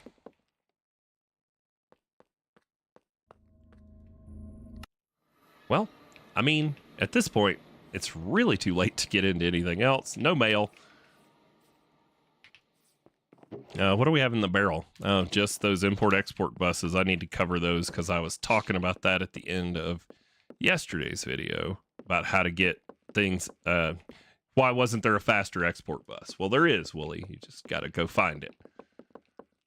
So, yeah, I think we're coming to a decent stopping point for all of this. But Super Factory Manager, I'm kind of excited. I'm not necessarily excited about the code because I've never liked coding. You know, I'm an IT guy for a living, and code is not my thing. So, but I could see its uses, but I might be the guy who's just going out, you know, on the internet and stealing other people's code for it. Because, yeah, this makes my soul. It reminds me, like, so we do a bunch of PowerShell scripting and stuff, and what I do at work, and this reminds me way too much of work. So, what does rebuild cable network do?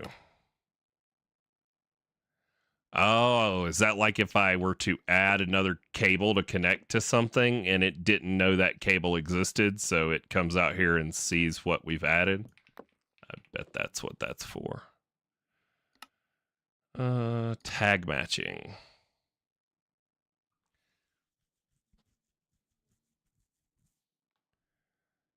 Huh.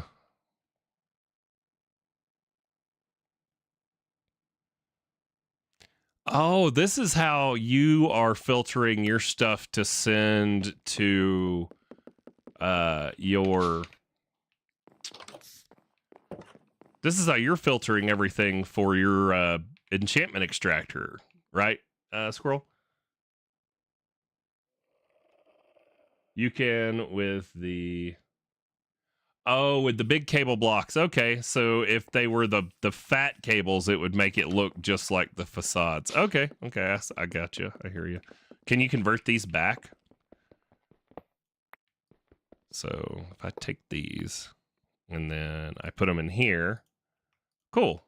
So then if we were to boop, boop, boop, and then rebuild cable network and grab out our network tool and some diamonds again. Let's go netherite this time, you know, just why not? And then this goes in the offhand.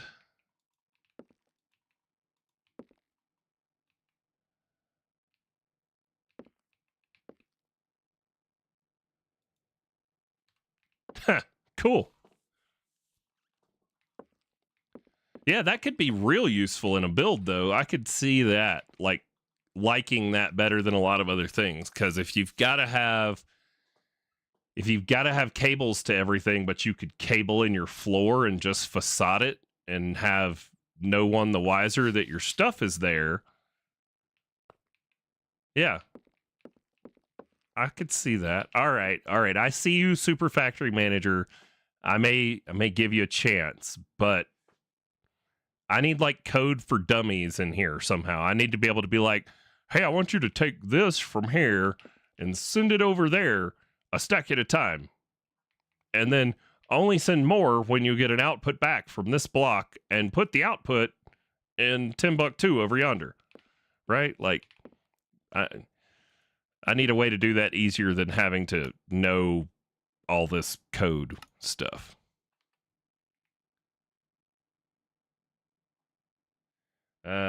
Super Factory Manager can't do NBT yet, but it's planned. Oh, okay. So it won't filter based on like unique NBT. So you're saying Super Factory Manager doesn't know the difference between an item that's full health and an item that's taken damage or has enchants or whatever. Okay. Does this still work after I replace those cables? Yep. That's cool. I like that too, that I can break all the stuff, and it's still like, you know, if you were to accidentally break it and put it back, I don't have to reprogram it. You tell it to rebuild the network, I guess, and it's good. That's cool. But yeah, that I actually have to go pick a kid up. So they had a rehearsal for a school play today. But thanks for hanging out. Thanks for all the new people that stopped in. Thanks for that super chat there, Squirrel. Appreciate you. And we'll see y'all, I guess, Monday, where we're probably going to be wrapping this up, which means I have to figure out what I'm doing for a new series? Question mark? Exclamation point? Frustrating face? Maybe? I don't know. What are we doing? Anyways, thanks for stopping by. We'll see y'all in Monday's video.